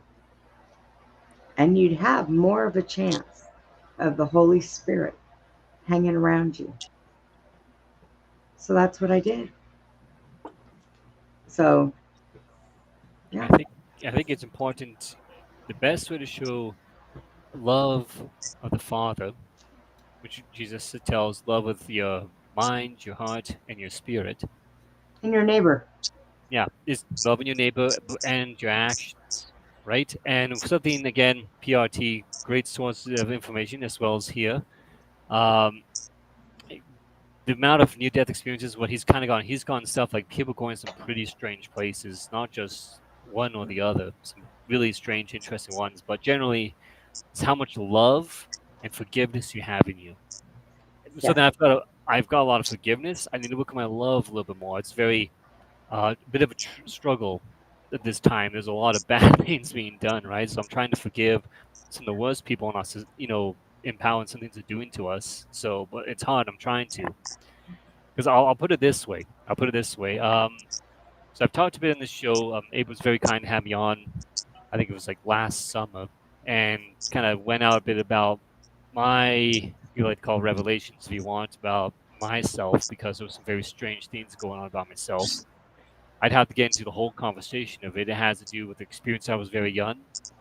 Then it had to do with experience I had in a surgery where I encountered this pretty much this black dragon, right? And it was just for a momentary moment before I woke out of surgery. And then I thought I was being tricked, right, by the adversary. When I came to Christianity after that, after encountering real evil, and things we have shown through prayer and vision pretty much. And I'm gonna put it this way, because this kind of gives people I've not really talked about this fully in the open before. I'm gonna do it here. I'm still trying to save everything together for one person show to come out, and then maybe a few other shows. But generally, I was praying. Pretty much what I was getting from the Father was this draconic being. That's who I actually am spiritually. And I know, I just been sort of thinking about the person, the archangel, and maybe they're right. I don't know, right? The only thing I can trust in my end is my own experience, and this is what I prayed on, and then this is what I was kind of shown, and I didn't believe it for 3 months. It took me 3 months to accept it. And then I went, okay, if this is the case, as we hear a lot about Draconians, Draco, and the reptilians, that they're all quite evil, right? I've heard a few stories of good ones, very few good ones trying to come in and help people, and then the other ones come after them because they think they're traitors, right? Again, God's love and mercy is beyond our comprehension. He cares about all of creation, everything. But generally what happened was I was given this vision because I was prayed on it, going, okay, if this is the case, then why am I trying to be a good person? Why am I not a monster, right? And what I was shown pretty much was one vision. Again, this is why I was very troubled with the black goo experience I had later. Showed a vision of a pool, kind of like this underground area. I don't know if it was here or somewhere else. I don't know, but I saw a vision of, again, several of these draconic beings rolling around swimming in this black goo. And I see one, it's kind of third person, looks up towards these cages with his eyes very black. And in these cages is this gray humanoid. I can't tell you the scale or the size, but it's probably much bigger than us. And he's sitting there kneeling. Looks like he's the last one.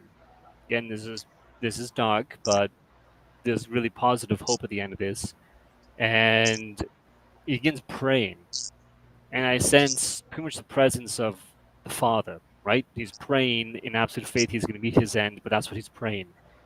And then I look, kind of the image goes back to this being. It's his own prayer, my eyes closed. And I see the eyes change, like a golden kind of ring begin forming around the eyes. And I sense the presence from what a state I call spiritual death, which is you exist, but you don't have the light of God in you. You don't have the ability to love, care, forgive, anything, right? That's gone, right? Then I began feeling those emotions, spiritual life, love, care, wonder, forgiveness, sensing something greater, right? Kind of becoming alive, if you want, right? And then, he kind of lifts himself up looking at this beam. And then it flashes off to the second scene, which seems to be some sort of like room. And standing up again, looking, and there's this golden orb, which I've heard from a few reports of people's experiences when they pray to God to intervene when they had something horrible coming after them and disappear.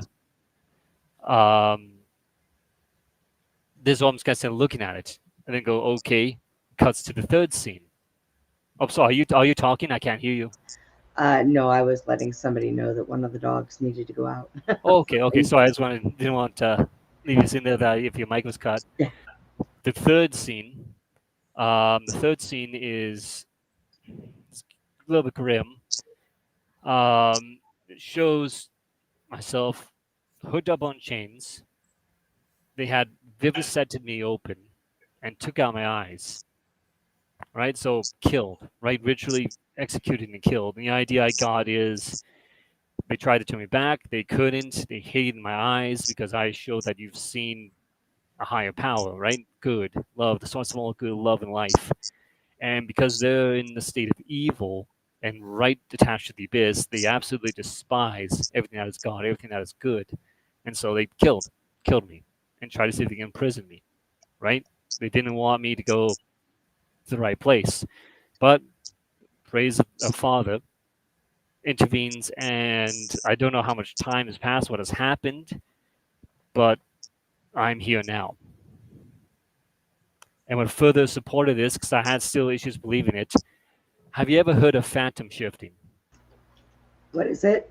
Phantom shifting. So it might get a bit of understanding because he probably had former partners in the soldiery who unfortunately lost fingers or limbs in accidents or in conflict. And what happens is they can still feel like the limb. So if, like they're missing a hand. Sorry, go ahead. Phantom just- pains. Yeah, Oh, I lost my right leg, so yeah. Okay, I know what Okay. you're talking about now. Okay. My apologies, my No, condolences. you're fine.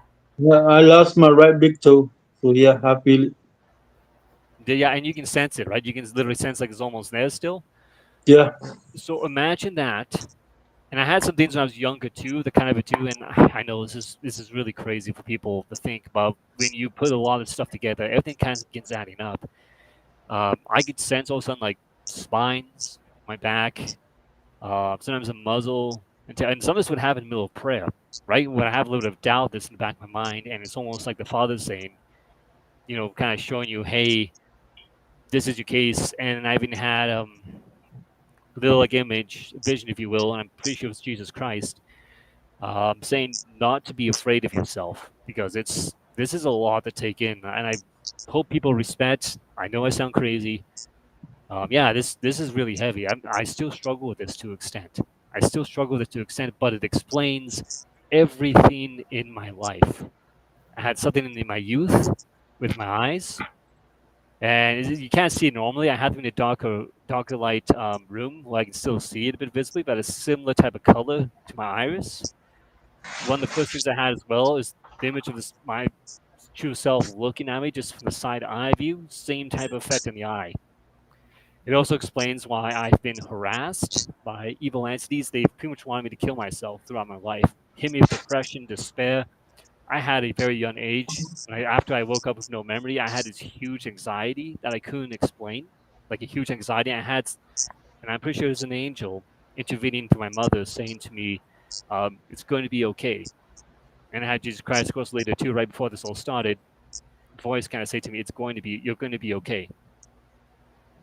And again, with the prayer I had, kind of right kind of before this, when I had the vision of the red dragon, Peter looked at me saying, I'll get you yet. Now, Josh Tuna of Paranormal Round Table thinks that's Lucifer, or it could be one of his subordinate members. So that's a type of target I have to deal with. Again, we all have a target in the back of our heads. I'm not, again, I tell everyone, I'm not more special than anyone else here. We're all important. We're all loved in God's eye. We're each crucially important to Him. Loved. Right. Everyone's important. Again, it's just kind of showing the level of God's love and mercy coming from that to here. That's the amount of love and mercy. And when I kind of hinted this to Abe, he had a bunch of angels come present. I don't know if you remember that, but he says a bunch of angels, which gave me some good confirmations that no, I'm not crazy. I am a good person. Because it's troubling. Because like when CERN did that operation, I think it was like what, 6-7 months ago, but they did an operation during a kind of eclipse, and pretty much the day right after, my room, I woke up trying to go to sleep. I woke up and looked over, my room was filled with this black goo, and absolutely made my heart sink. Because that's the bad stuff. If there's anything that's close to the opposite of the Father, it's that stuff. Because I rebuked this stuff twice, and it didn't go fleeing. I've counted Draco reptilians in my basement room, and it fled when I was about to try to rebuke it. It fled before I even could do it. That was bad, but that was a purpose for me to encounter experience to show kind of what's after me. And thankfully, I'm on the right path because I don't want to think about what would have happened otherwise. Thankfully, I'm on the right path. But I've experienced, I've had UFOs 2 times. One was a black triangle, and so you talk about this. There's different factions of the governments, but it's a good thing with the military that's aligned with the reptilians and the Draco and stuff. And so they might have humans in those triangle ones running around, but they're being headed by these guys. That makes sense. And this thing stopped, came over my head, moved directly to my side, and stopped so I get a full view of it. And it's like they're sitting there, they want me to see them. And I just, thankfully, I'm being protected by God. I'm going, okay, please don't abduct me. I drive away quite scared, but the amount of experiences I've had, and I can sense the presence of these things, and I've had them in my mind's eye. Some of these other Draco and dragons appear, and they always say, kind of act very imperial, like saying, "We own you. We have a right of ownership over you. You can't get away." And of course, I just rebuke them in Father's name, saying, "Nope, I belong to Jesus Christ, the Father, and the Holy Spirit, right? Not to you guys." But they've been very apt. There's been attempts to try to tempt me and stuff. Which is why I'm extremely hesitant to ever do any form of attempt of studying astral projection or any of this stuff. I'm just like, I don't think that's the wise thing to do. I've been trying to be very humble, loving, forgiving. What I really want to do is be here to serve and help people. Because I see what evil is. It's horrific. It's foul. I don't want anyone to go in a state of spiritual death. It's the worst state you can be in. It's a nightmare. I can't describe it in the words, but it's a nightmare. It's a lack of any form of compassion, love, and that's why I have to try to forgive even the worst people in our society. Because I was a monster at one point. So I have to forgive the worst people in our society and pray for them that they can change. That's why I pray for these reptilians. I pray for these Draco. I pray for the dragons. I don't pray for the demons. I don't think the demons are redeemable at all. But everything else, like I'm pretty much convinced the Draco and stuff, they had come to a fallen state. They weren't originally there. Because there's a bunch of different realities, what reports kind of saying, well, it's at a whole different level. Some that have fallen into the abyss, some that haven't, some that are just on the edge. And there's also something to tying, I think, with the Draco and Lucifer, which is very interesting, that he found them and then he began genetically working on them, manipulate them, make them even more terrible, and then use them as like his chosen minions, right? Yep. So there's a lot going on, and like you said, there's a lot more to history. This isn't the first cycle of reality. We'll put it that way. So again, apologies. I hope I haven't offended or made anyone think I'm crazy. And I respect. If you think I'm crazy, I respect it. I would have thought I'm crazy too a few years ago. But it's the amount of experiences I've had that just have led me to this conclusion. I've been very cautious through all of this, but this is my current point of conclusion. So sorry, but thank you guys. Hopefully everyone's okay. Yeah. Nothing. You know what? With as crazy as this world is and everything that goes on, nothing surprises me anymore. Nothing. I know the other night before that fight, Abe was saying, "What do you guys think about the fight?" And I said, "It's staged." Yeah. I already knew. If you guys even knew how many sports are staged and how they do it.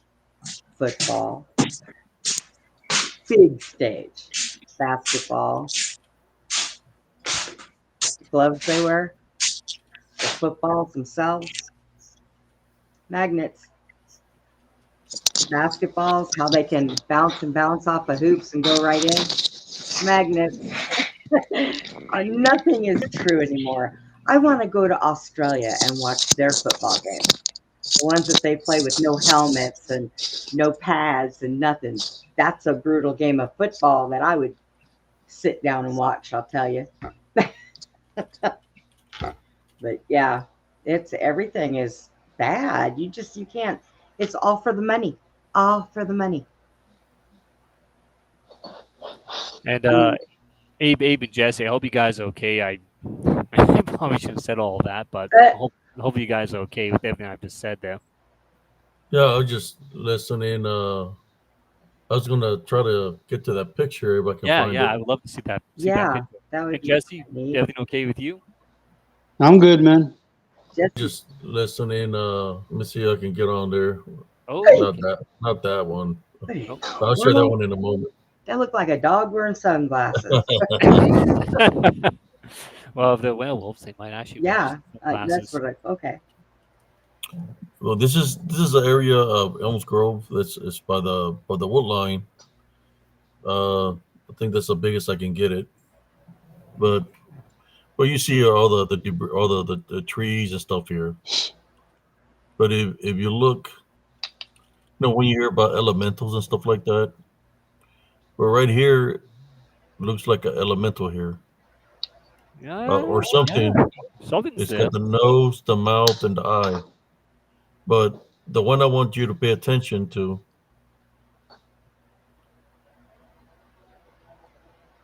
the face is up here.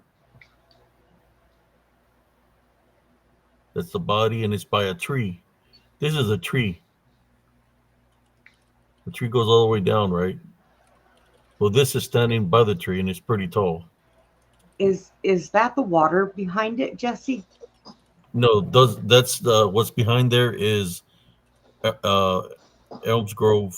The path of Elms Grove is in the Okay. distance behind that wood line. Okay. This is by the side of the freeway. When I was walking, I had gone back because I had the story about Indiana, so I went back to the location to see if I was calling out Indiana because he tried to sneak up from behind me. The way he was running behind me was kind of reptilian like. So I was calling out Indiana. When I was calling him out, I was standing by the bridge, by the beginning of the bridge, and I could hear something running. And then I heard something stop in front of me. So when I heard something stop in front of me, I took a picture of it. And I've been trying to figure out what was in front of me. When I seen him the day before, when I was using the Heavenly Love Foundation, his cloak or manifestation started breaking, in which I was able to see the greenish scales on his face and stuff like that, on his Yeah, I remember forehead. this one. I could see the teeth, the sharp teeth, and everything. So I already knew how he looked. And right here, it looked like something standing here. Besides this, that's here.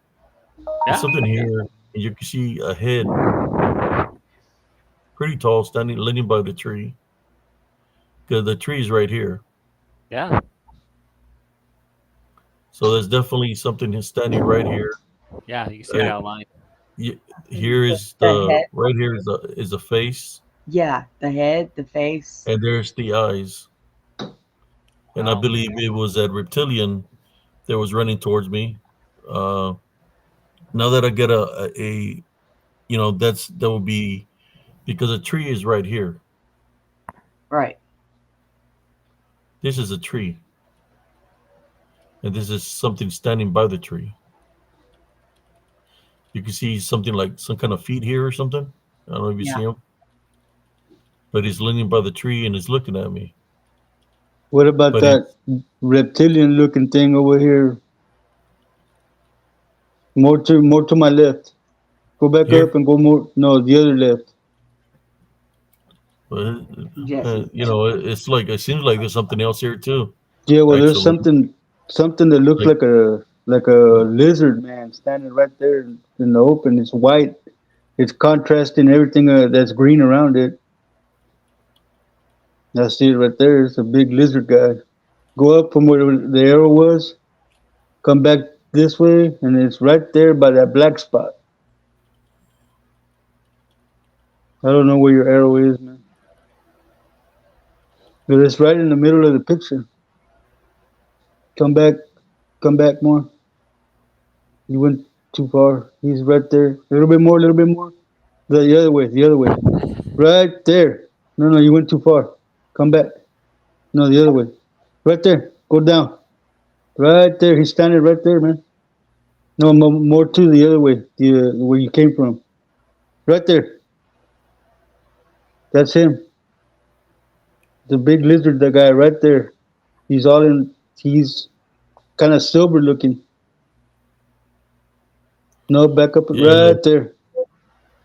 there's a couple of things here. I mean, this is the first time I take a really look like this through the computer, and I'm seeing all kinds of things right now. But that's the Yeah, activity there in Elk Grove.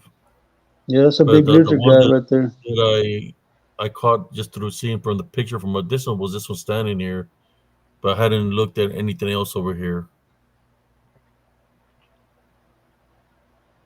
But this one is standing right here, Yeah, I Yeah. saw and it's that one, but yeah, greenish. You can see the eyes right here. and he's Yeah. looking at me. All this other Yeah, stuff. Something looks like something else over here too, but I don't know because they do have the abilities to camouflage themselves. Since they're reptilians. The well, camouflage. I think some of them can So, demanifest what do and you think manifest about this, themselves. sister? They About this manifest, they image that I'm showing camouflage. you? Definitely very interesting. They do camouflage. They can camouflage to fit a brick wall if they want to. They can camouflage trees where you could turn around and look and you wouldn't even see it. What you do, though, is amazing. You automatically, when you get a feeling, you take a picture.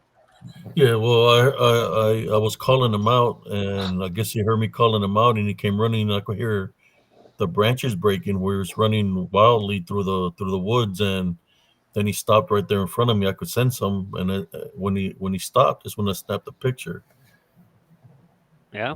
Yeah. and I was able to capture him because I was calling him by the name that he gave me, which was Indiana, and I could hear movement, like branches were breaking, like something heavy Did was did moving through you? the wood lines. But I see the one that cousin Justin is saying here, right here. Yeah, that that's one looks like it's running. strange there. It looks like he's running, cousin. Yeah. Now, when you hear these, Jesse, do you hear them outside or do you hear them telepathically? Well, I wasn't there when they took that picture. Abe took that picture. Oh, okay. But Abe, well, it was Abe that said he Yeah, heard yeah. that. I can sense him spiritually. My senses. I know they're there because I can sense them. Sometimes I'll make disembodied voice and sounds and stuff like that to let me know they're there. So I use my spiritual gifts of discernment to be able to sense where they're at. Once I sense where they're at, it's when I snap the picture. You know, This was actually a picture that I took off the highway you where I was right reminded there me. by the ditch. Yeah, you reminded me of something. You know, that smell of the reptilians and stuff. Um, every now and then when I'm in the grocery store and somebody really tall approaches, I can smell them, but they know that I know who they are. So they Yeah. turn around and they look at me, and every aisle I go down, I always see them. I So really want to take my phone and pretend like I'm playing on it and have my camera set up. And when I see them again, I want to take a picture of one of them because I think that the cameras are what catches the distortion of them yeah, because it can't pixelate like it does on a normal human. It can't focus in like it does on a normal human. So I've thought about this. I haven't left the house really. I'm supposed to go to the store tomorrow, so I'm going to go and see if anybody starts floating around tomorrow. But I do. I've seen them here in Walmart, the Harker Heights, and the Killeen, the HEB on Tremere, the HEB that they have up on Stan Schluter now, and they always go and buy. You find them in the meat department, and they're always in there buying a lot of meat. Yeah, I remember PRT had a story where these people pretty much think their neighbors in an apartment complex kind of hit there's something wrong with them, possibly reptilian or something other, because they eventually had to go into the apartment after they left, and it was empty meat packages all over the place, like 18, like pretty much like they assumed they ate raw. Like it's strange, and you hear stuff like that. There's a natural store in my town. This is before I saw that reptilian projecting itself in our basement. But when I was talking to the staff one day, I rarely go to the store, but I was talking to the staff, and they said they had someone in the middle of plus 40 weather. But that's hot. Where I'm at, that's considered pretty darn hot. And this person came in from a nice kind of like sports car, and they were wearing coats, full hat, full winter gear. And so this lady, she came in and she kind of kept everything covered up, grabbing stuff she needed. She was very rude to everyone in there, bought what she got for and got out. And everyone was just like, strange. Like you don't see that up here in Canada. That in plus 40 weather, like that's just it's strange. So I'm convinced. There's all sorts of ones that do know who they are. They can shapeshift back and forth, and they live amongst us at all different levels of society. Again, PRT last night talked about on the show. This guy literally was seeing them because he took a bunch of drugs, and he slowly kind of developed this sense to be able to sense and see things, and he'd literally be able to see, oh, this guy serving me is one of these things, and we see that some people are other things as well, right? And then he had this lady who actually noticed that he saw what she was, and she knew what she was, and she even had her eyes slid up to him and the clerk at the counter and scared them and then left. Yeah, Like, this one here yeah. is Sorry, off go a ahead. video, brother, off the path of Elms Grove. When I was going through everything I was going through, you can see two entities here. Yeah, what are those things? There's one here. It's got the eyeball, Yeah, and the a nose. nose. It's got a jawline, the mouth with a jawline. That is weird. And over here, when people talk about a rake, Yes.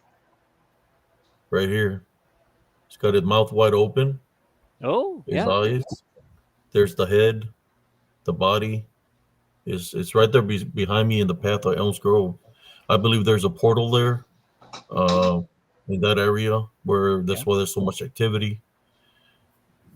But right there, as you can see, I'm sensing, and I know they're behind me because my hairs are standing up from my arms, and I'm hearing.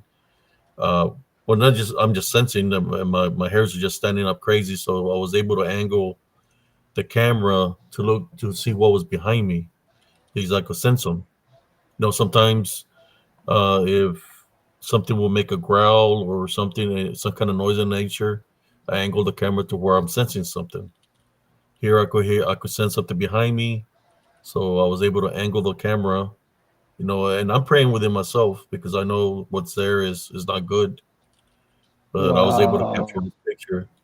You know, and I'm showing it, bring it to life. It's an old picture of a old camera, right?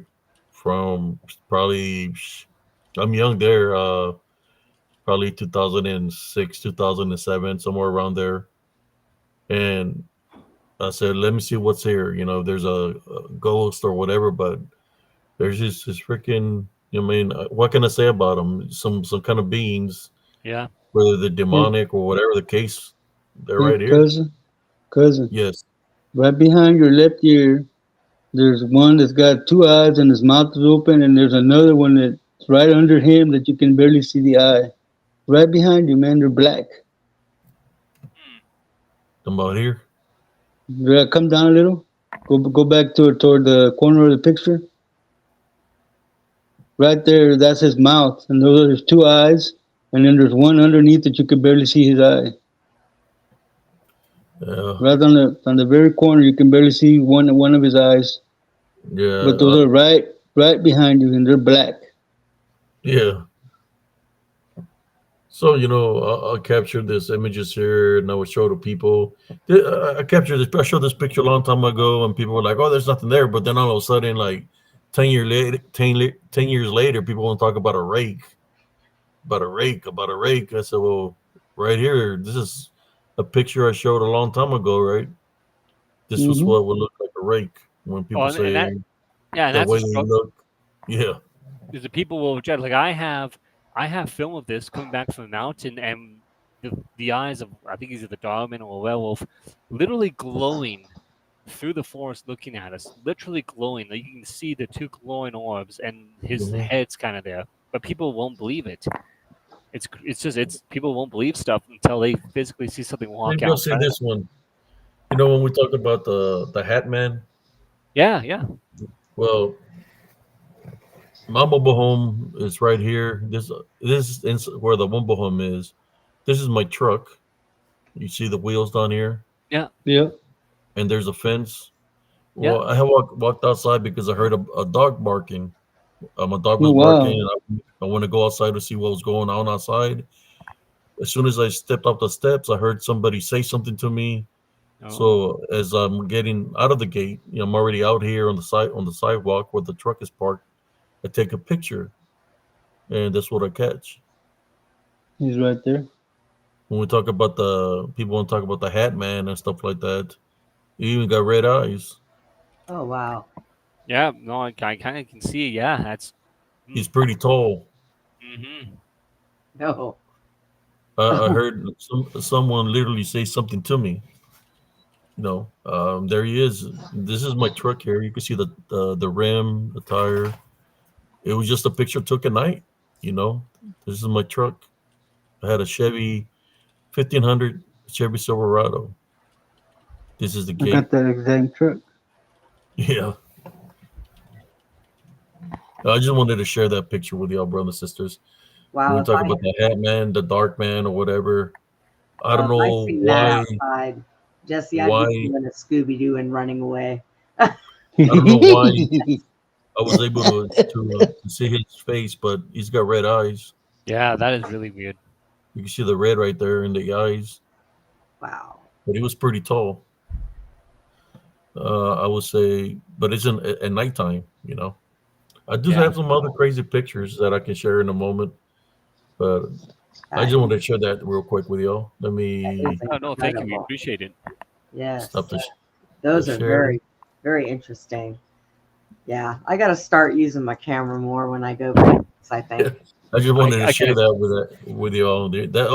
That's the one that everybody talks about, the Hat Man. I say, yeah, I've seen him a couple of times. Yeah. Hey, You I had, found, you had him follow you and then shapeshift into a hellhound or something, right? Yeah. Yeah. I always encounter strange things, this I nature. think, I'm used to it. have you been down here lately to where you could do more pictures? I want to go back there again and do another investigation one day. Yeah. And I do it. I do it for no Scooby snacks. There you go. Did you say Scooby Snacks? Yeah. Cousin Jesse said he wanted to come over here Then he seen the video of the wolf that was moving, and it's like, oh hell no! I'm not- I don't want to be no Scooby Snack. you seen that one, Brenda? The one where it's moving? Yeah. Yes. That's And on that, the one that the other you side of did, Elm's Grove. yeah, when you were taking the video and that black just mass thing just went right across the camera, I was like, whoa. Yeah, that had stopped me in my tracks. I'd have been like, excuse me, coming through. There was one that I couldn't catch. This sucker was 10 feet up in the air, gliding. It was all in black during the day, gliding behind me. And I seen it through my parallel vision. And so I turned around as fast as I could to try to catch him.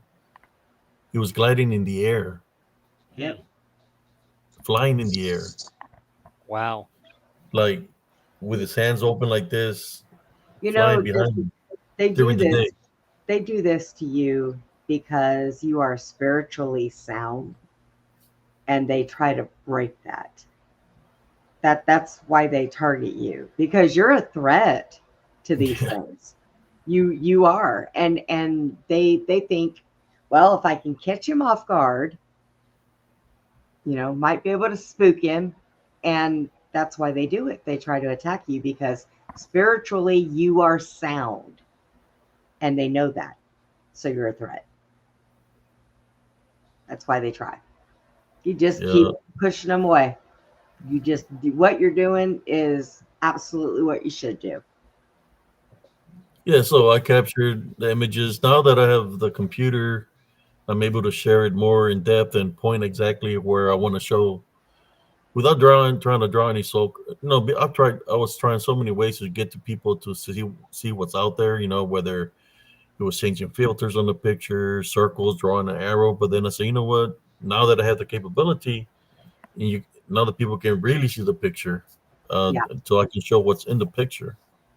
And the one I just showed of the alien, there was other things there that I hadn't even noticed before. But that's from an old picture camera where you take your cell phone in that area. I had like 5 or 6 that blew up. The battery blew up on them. The lenses would crack because of the activity. Wow. The activity that's in that area. my friend, I took her charged camcorder in there to try to record, and her battery just got drained right off the bat. Damn. Well, Yeah, there's that's not spirits and demons in there. Demons will drain electronics a lot faster than spirits, but it takes sometimes a lot of energy for spirits to be able to communicate. But them demons, boy, they'll just suck that right up like it's nobody's business. And So, something interesting to say too, because you said you saw the corner of your eye. A lot of people don't know this, so I thought I'd share. So the edge of our vision, how our retinas and cones are set up inside our eyes, your edge of your vision is actually more accurate and better than the center of your vision. Because Right. your eye pretty much sees the edge, and your brain combines that together to give you that central view. So if you see something, and I said this to people all the time, it creeps them out. If you see something in the corner of your vision, you might be seeing something that's actually there, but you can't normally see it. right. You know, just like the one that I captured passing by me, I seen it through my side vision when he passed, and I said, "Wait a moment, there's definitely something that passed by me, but it was moving too fast." So I lowered I went to the time frame, I lowered the speed, and boom, there it was. Yeah. They're very, very rapid, man. Oh yeah. I'm talking about they move like with the elements. You know, Yeah. Yeah. It's like that when I one was was in you want to call spirit form, dark shadow form, or smoke form. That's what it looked like. You know, like black smoke. I was at a creek out in the mountains, and this is the area I've encountered quite a bit of the dogmen. I think there's a portal in the area too, and it's also Sasquatch. It's very active. The entire province I live in is extremely active. But I had my camera down for moments. I was filming because I haven't filmed these dogmen. It's kind of heads sticking out of the tree on the other side of a riverbed, and they're huge. So I put my phone down because I'm angling. I'm standing in a log jam. And I see the corner of my eye. I see one of these ones, a gray one. And I've seen this one more than once, and I've been in the area. I think it's the leader or something that's always watching. I come in, but I go flying across this river into the trees on the other side. And I'm trying to think of the span. I'm thinking like almost 50 meters. Like it's a huge, there's no biological, physical being that I know of, no animal that can make that jump. And the speed is going, it's like the same as your speed, like 120 down the highway, like super fast speed. Like you're right. They move, they can just blink past you pretty much. So, sister, have you witnessed anything? Like you say, you live near Fort Hood. What are the things that you witnessed Yes. that ways? I know one night I was with a friend. We were in a vehicle, and we were out at that dirt road towards East Fort Hood that goes out towards Belton Lake. Yeah. And we were on that road. Now, we've been on it several times. One time we got stopped with a rifle in our face because they were moving tanks. And we were like, Oh, wow. oops, whoops. Yeah. So we were on this road one night going down there to go pick up a puppy. And so we're going, and I see something just flash right by us. It was like a gray color. And I told her, I said, slow down. She goes, oh, it's probably just dust from the road. And I'm like, it's raining. So we slow down a little bit, and then we're continuing to go, and I see it again on the same side, on the driver's side. So I tell her to go up and pull over. So she goes up, she stops, and I kind of roll the window down some, and I'm listening, and I'm hearing the bushes and the trees back there snapping. So I told her, I said, do you hear that? And she said, yes, what is it? Well, I told her, well, hang on, because it could be, we've got mountain lions and everything else that come down around here. So I'm waiting. And all of a sudden she said, look at there. There is somebody watching us. And I looked over by these trees, and Abe, there was a dark figure with a gray face, just staring at us, just staring at us. And she says, what do we do? And I said, well, let's leave. And she said, probably a good idea. You say you seen a shadow figure with a with a gray face. Great face, yeah. A gray face, and you could see the eyes. Now, it didn't look like it had hair. It kind of almost looked like it had like a hood over it, and Like Duro like uh, like a Duro like hoodie. yeah, kind of like a hoodie. But the face was like a light gray color, and it had like rounder black eyes, and I didn't even see a mouth. Hmm. And the nose was like a divot, like a ditch in, kind of like what a skeleton would be. Yes. Like a So Green Reaper. yeah, it kind of yeah, you're right. I never really looked at it like that, but yeah, that's it. So it was pretty weird.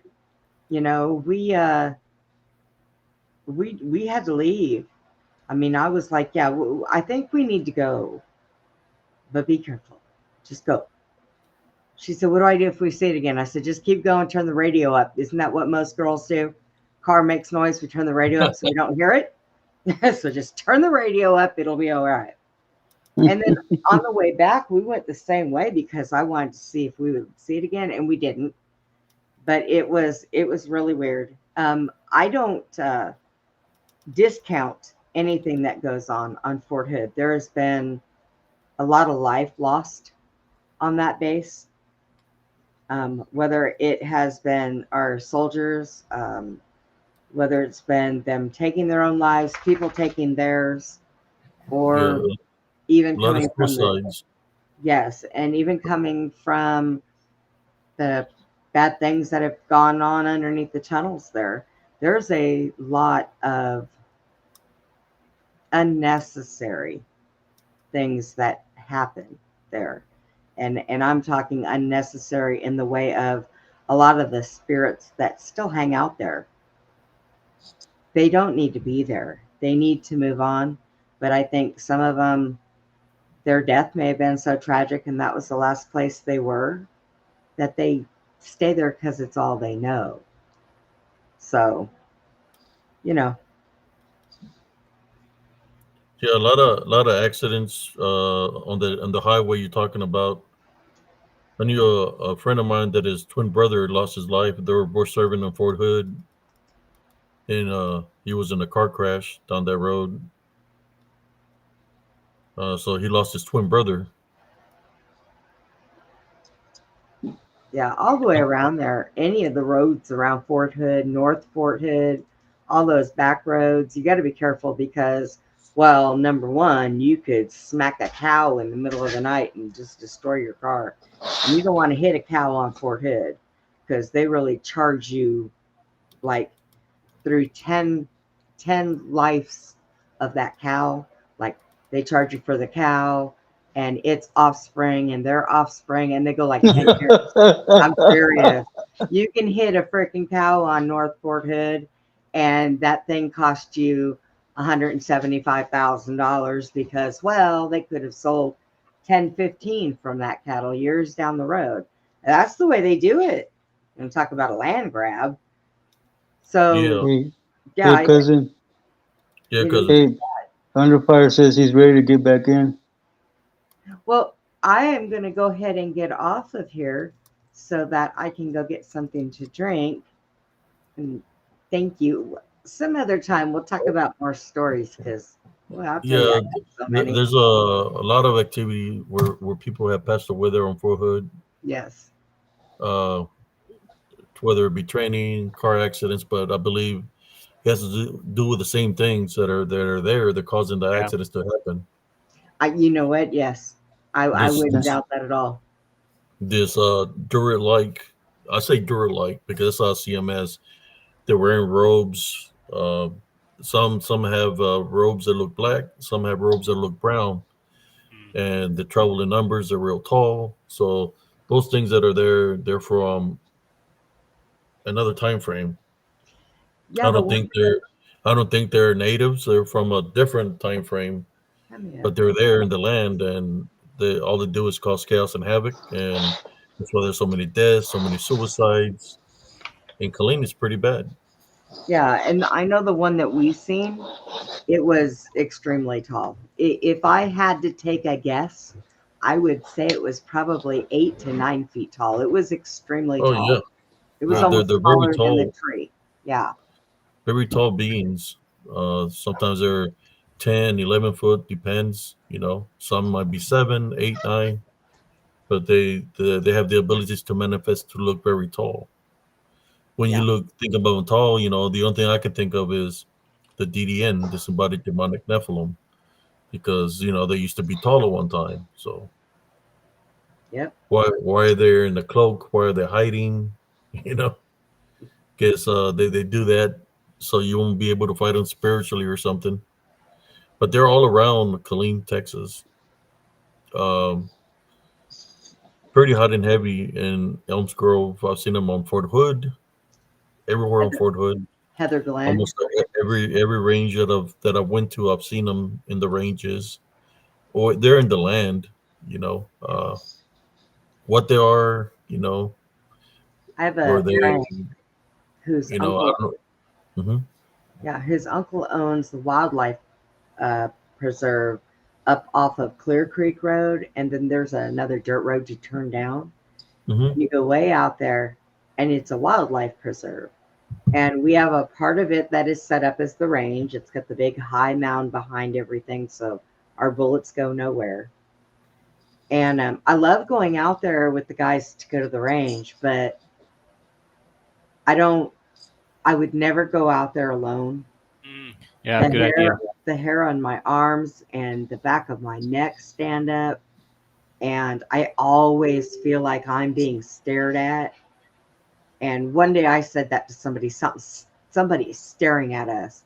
And they said, look beside you. And there was a wild turkey standing there with its head cocked at me. I said, it's not the turkey. I know the turkey's there.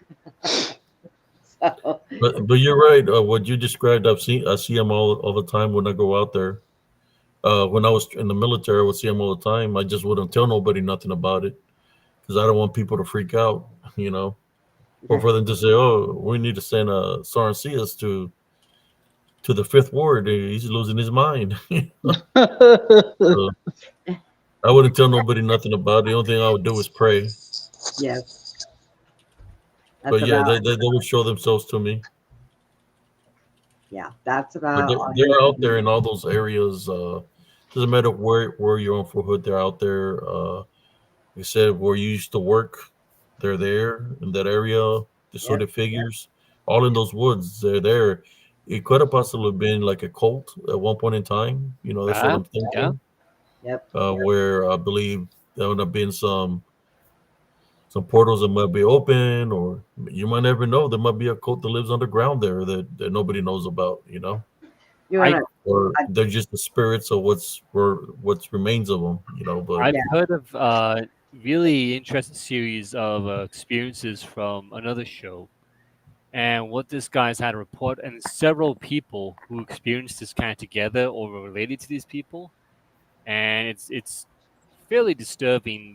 Pretty much, they get contacted by, I won't say the name, but certain entities of the Canaanite religion, and they get contacted in their dreams, and they begin the ability to do a whole bunch of stuff in these dreams, which are astral projecting into this other reality, and then they could bring the stuff back with them into this reality.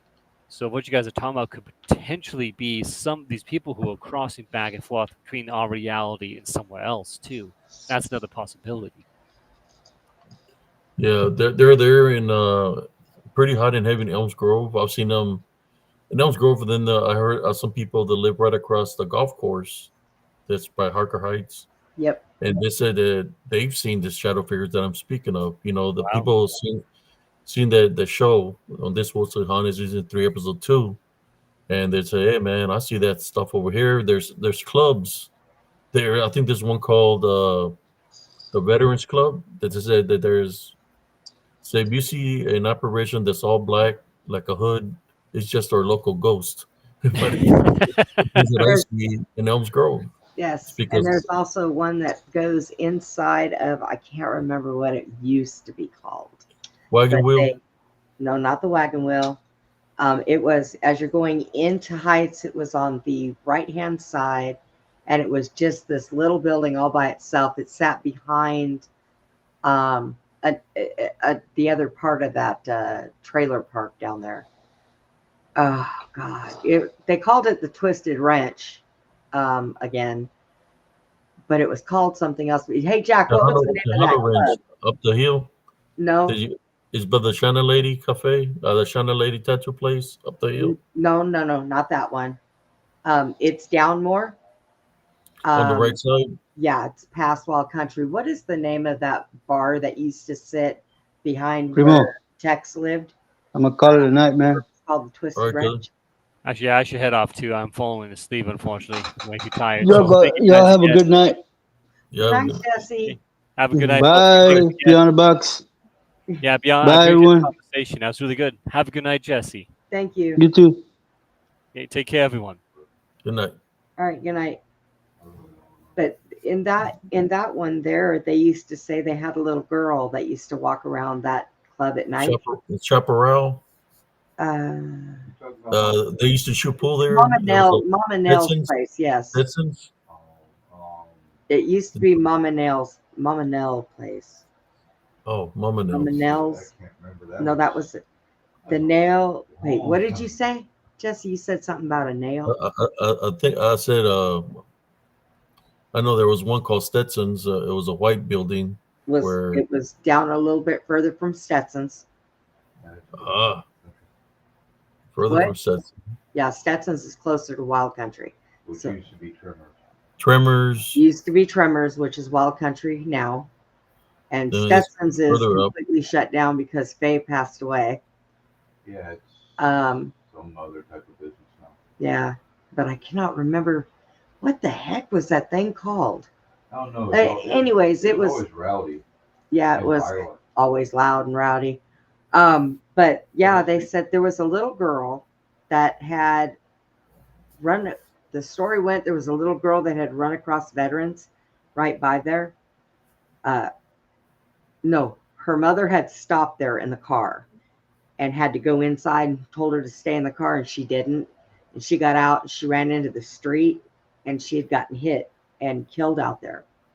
So this little girl, for years, they say everybody sees her every once in a while. They'll be sitting there and they'll feel a tug on their shirt or their pant leg or something and turn around. There's nobody standing there. So a lot of times when a spirit passes away, or when somebody passes away, especially in something that's tragic and instant, a lot of times they don't know that they're actually dead. And then you have people like the people at Gettysburg, the soldiers, that it's repetitive. And they do the same thing every time somebody sees them. They just go, So, yeah. Yeah, I've seen the activity in a lot of these bars. I've been further up. You got I think the wagon wheel. I think that burned down. There was a little bar called La Ramita. But at the VFW post, I've seen some activity of this dark shadow figures there. Yes. The same dark shadow figures that are in Elms Grove. I had gone to the VFW to go to a dance, and I had my selenite and my black tourmaline, and I was fixing to take my wife to the dance floor. As we took like 2 steps, I see something come in through the door real fast, and it was standing by the edge of the dance floor looking at me, and I could see the dark shadow figure just staring at me. It looked like he had an amulet around his neck. Wow. As I danced, I look at it and I went like this, and because I had a protection around my neck, I went like this and looked at it, and it went out real fast out the door. But it was real tall. That night when I was leaving, I could see the people. There were some people that lived right by the creek, and they were hitting the trees with spotlights. They're saying that you could hear them talking about where did he go? Where did he go? Because they were seeing a shadow figure down there. So they live right by the edge in a RV by the Yeah. edge of the creek. So they had the dogs out barking, and they were looking on the trees with this big old headlights, trying to find out where it went to. So yeah, there's a lot of activity there. Yeah. There is a lot of coyotes also around the area, but the shadow figures, they're pretty tall, black. I've seen some that are all pure black, and then I've seen some that have brown on them, like it's like a brown robe or something over it with a hood. Are those things uh, something that practice witchcraft or necromancy? Are they what you call the reptilians that they're dressed up with because they're not trying to show their true identity? What are they? Right. Right. Sometimes I see them. They remind me of from the Crusades when they had the plague and you had the monks or the priests in their robes going and trying to help the people. That's what they remind me of. But they're too tall. There's no way that's an individual or person because they're like 9 foot tall, pretty tall beings. I do have another picture I wanted to show you where there's something standing behind me, and it's pretty tall looking at me. But this one, it has like a red face, but I don't know if it's in Elms Grove. There's so much activity there. It's crazy. I'm more than sure if you were to go there one day and sit there at the park, you didn't have to go into the park. Just sit right there. You'll be able to sense. If you were to go into that path, man, your senses are going to get triggered. It's kind of like there's no noise in there, but as soon as you come out of that path, you could hear the birds chirping and everything. But you go into the path, it's very quiet. You could hear like footsteps, like somebody's running around you, or all kinds of activity in there. I know that when we used to park in the back of the club, 11 o'clock at night, we would park our cars back there. And one night, you just seen 4 of us in uniform carrying guns. And we hear this godforsaken, we don't know what kind of noise on the other side by where the bushes are, where the creek is. Yeah. And somebody says, "What was that?" And I'm like, "I don't know. Shut up, be quiet." And we're listening. We hear it again. And I said, "Oh, man." I said, "It's the boogeyman." And somebody said, "Can you shoot the boogeyman? Because that's what we're fixing to do." I said, "No, you can't shoot the boogeyman." But you could hear it. It's crazy. That's their territory. Their surface up. There was one day I was fishing with my son. We wasn't where the rocks are. We're sitting on the edge of the creek. We're fishing, and as I'm fishing, my son's got his fish rod. I see something walk to the edge of the creek. The sun's still out, and it's looking at me. And I'm trying to pay attention, like I don't see it, but it's looking at me, like letting me know this is my territory. But it looked freaked out. It didn't look like it was pretty tall, and the way it looked, like it had some gear on it, like looked camouflaged to me, but it was very tall. What it was, I don't know. All I know is I told my son, really, then let's go home. I'm hungry. He said, "Okay, Dad." So I didn't want him to freak out to see that. So I just got it and walked along the edge, and we crossed the creek, went underneath the bridge, and went through the woods to make it to the house because we had walked there. Yeah. But I got out of that territory. If you go now, a lot of these areas, they have signs of no trespassing now. That area has no trespassing. It's fenced up. The other area where there was a lot of activity was behind the embark. All that is fenced up. It says no trespassing. Yes. Yeah. It's crazy. It's nuts out here. And I can't wait to get out of here. But then again, I feel if I go out into the country, I'm probably going to encounter things out there. But I think it'd be very interesting. So where are y'all moving to? Well, we were thinking about moving out to East Texas, where my buddy Susie lives. and she's got some neat stuff Like, out there. We've looked up stuff with her property, and there is I don't remember what she said his name was, but even the townspeople told her there was a very um, big, very popular Indian chief that was buried out there on her property. oh wow. And it's funny, her property is protected.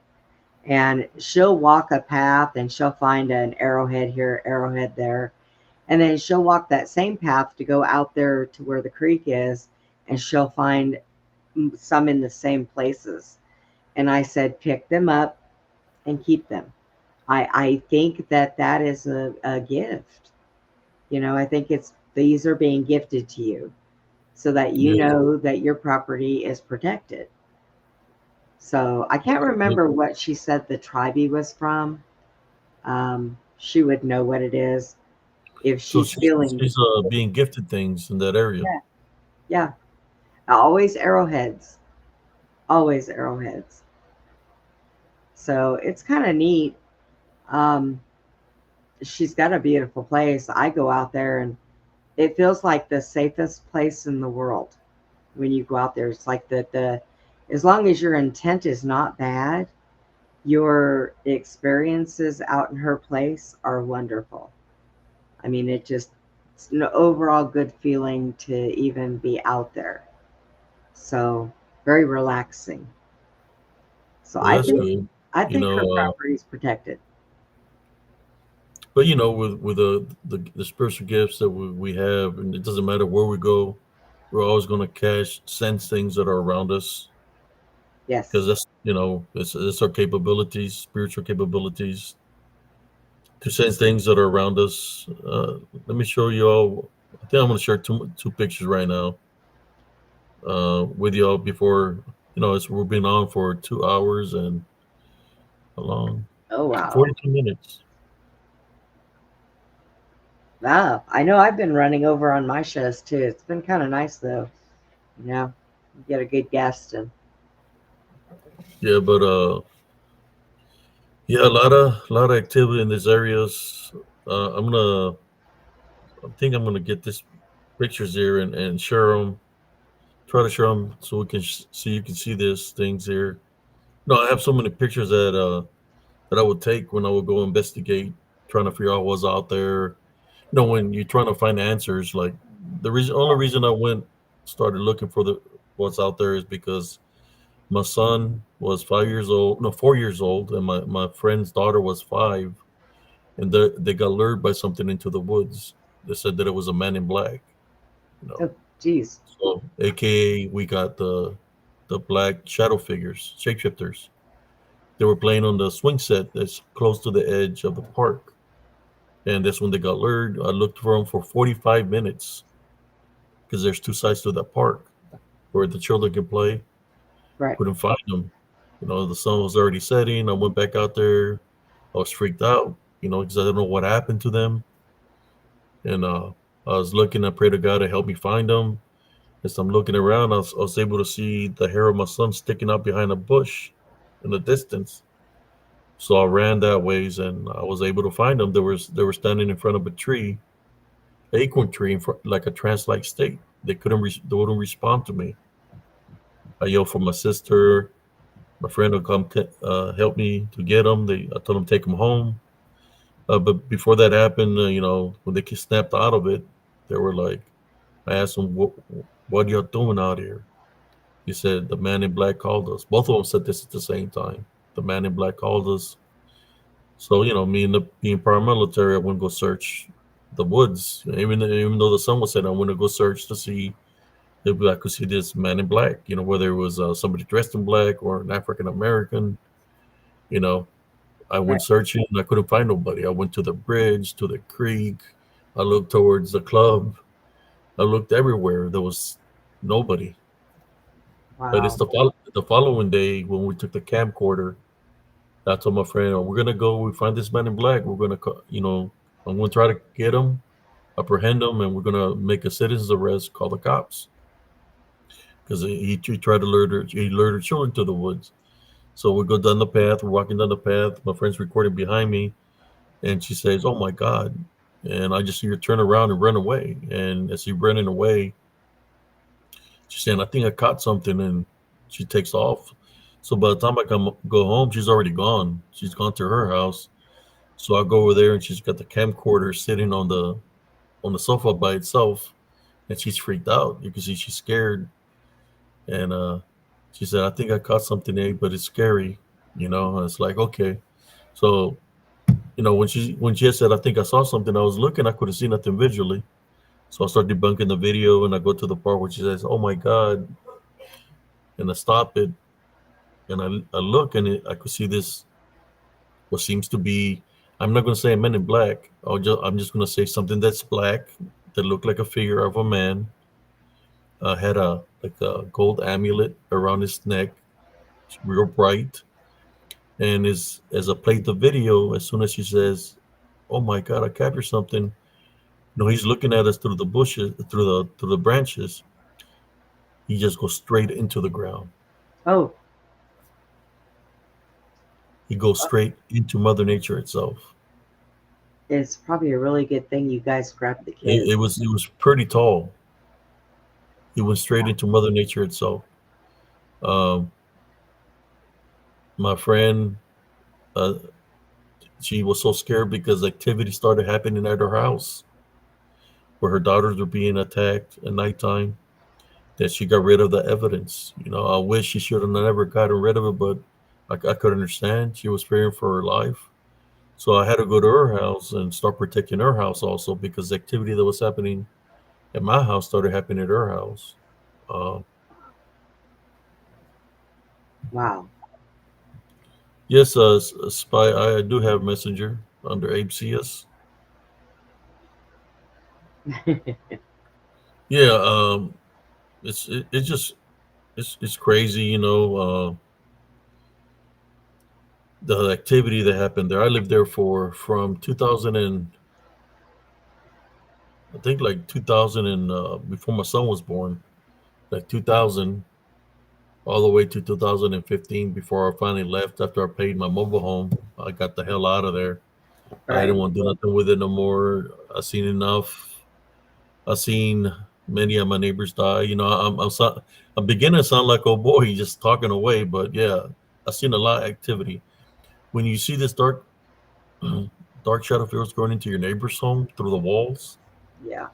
and you try to warn them, and they're like, "Hey, he's scaring us." They report you to the office that you're scaring them, and you give them a warning. Then, like the next 2 months, you lose your neighbors.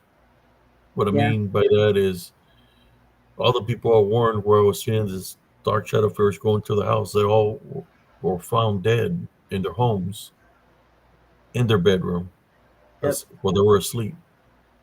Uh, Wow. every single one of them, except one person, was found dead on the recliner with a remote control in their hand. I So believe these things are there like they drain energy, was like it like they need, like succubus, incubus of sort. or what do they call that? Um, the we used to see him at the nursing home at the end when he would walk into other people's rooms, big shadow black robe Shadow, looking, you know, would like walk into these people's rooms, and I was like, uh-oh, like you know, reapers. yeah, like the Grim Reaper. So we would go and they'd be taking their last breath the minute we walked in the door. So yeah, I would want somebody to warn me that they seen something like that coming into my place. That way I have And time to prepare, pray like I was crazy. sad because I lost within a 2 month time frame. I lost one, the neighbor behind me, Miss Kim, the guy that lived by her in the RV. That's three. Lady up the hill, another Philippine lady across him, which is 1, 2, 3, 4, 5, and a man that I knew that inherited a house, a mobile home, from his brother that had died in the bed. Well, he died in the same bed also. Oh, was weird about it. Wow.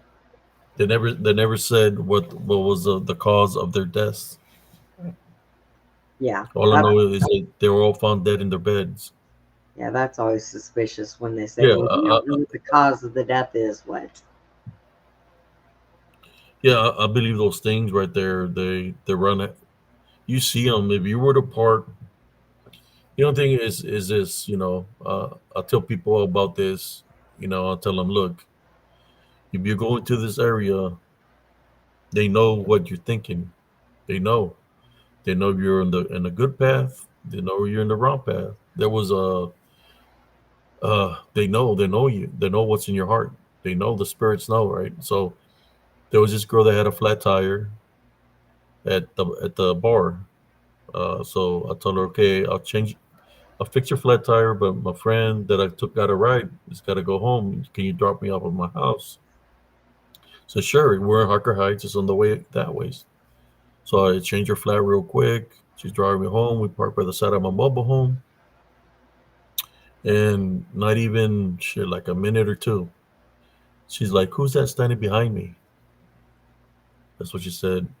So I looked through the back like that. You could see a silhouette, shadow figure standing behind the vehicle. As I looked into the back, she said, "Who's that in front of us?" There was another one in front of us. Then there was one to the side. So there was four of them that surrounded her vehicle right by my home.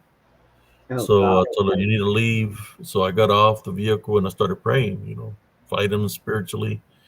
When she left, they all left. I mean, like going after her, the shadow figures. She said that when she was exiting by the Domino's, there's like a little bridge. As one came out of the woods and hit her vehicle and tried to run her into the ditch. She was scared when she called me. She said she'll never go ever into that location again. And then I asked her a question. I asked her if she has any spiritual openings. This is what she told me. She said, "Yes, I have unforgiveness. I hate my husband, my ex-husband, and I want vengeance, and I wish death upon him." So that was the opening that she had, that all those things came after her. Yes. And people don't realize that if you're angry at somebody and you hate somebody and you keep that with you, that's a spiritual opening. That is a crack for demons. That's a crack for, all kinds of evil. And you would think, people just don't realize it. I had to forgive a man that almost destroyed me and killed me when I was 5 years old. I had to forgive that man now that I was older, to forgive. Yeah, forgiveness is very hard to do. It is. For a lot of people, but people need to understand that unforgiveness is a spiritual opening. That's where generational curses come from. Yeah. For unforgiveness. So we have to forgive because we don't know what was happening to the individual, but we have to forgive in order for us to move on forward. But for any generationals to be broken, we have to forgive. Yes. Because if you forgive with a Heavenly Love Foundation, forgiveness is part of love. So if those things, the using of forgiveness as a spiritual opening, then they can use it no more. Yeah. They can attack. And it's everything, Get angry at a friend. Be angry at a friend. They're still your friend. Be angry at a friend. But you know what? You gotta forgive. You gotta forgive that friend. People who do you dirty, rob you, take something from you. You still have to learn to forgive that person. Because if you don't, it does more harm to you than it does to them to not forgive them. And this is what I had to do, sister. In Elm Grove, was forgive a person that I had even forgotten about. Yeah. Somebody came up against me when I was 10 years old. Who's going to look that far back? I was trying to figure out why are these things still coming at me I have to have a spiritual opening of sort, and it was unforgiveness. Yeah. There was this man that came at me in a negative way. He was a Vietnam vet. They called me to his house from the church to go cut his grass, feed his goats because his wife was ill with cancer, and he was ill. I went there, and there was something it was him, but it wasn't him because what he believed in. I guess he was into Santanista. He was a Satanist, and he came at me with a machete, swinging at me, saying he was going to kill me. That there's nothing nobody could do about it. Then I told him that I had a message for him. And he said, "What is that message?" I'm talking about he was swinging hard. You could hear the wind got cut with a machete. And I told him, God told me to tell you, if you take another step forward, your life here on earth is over. He tried to take a step forward. He couldn't. He tried to lift the machete. He couldn't.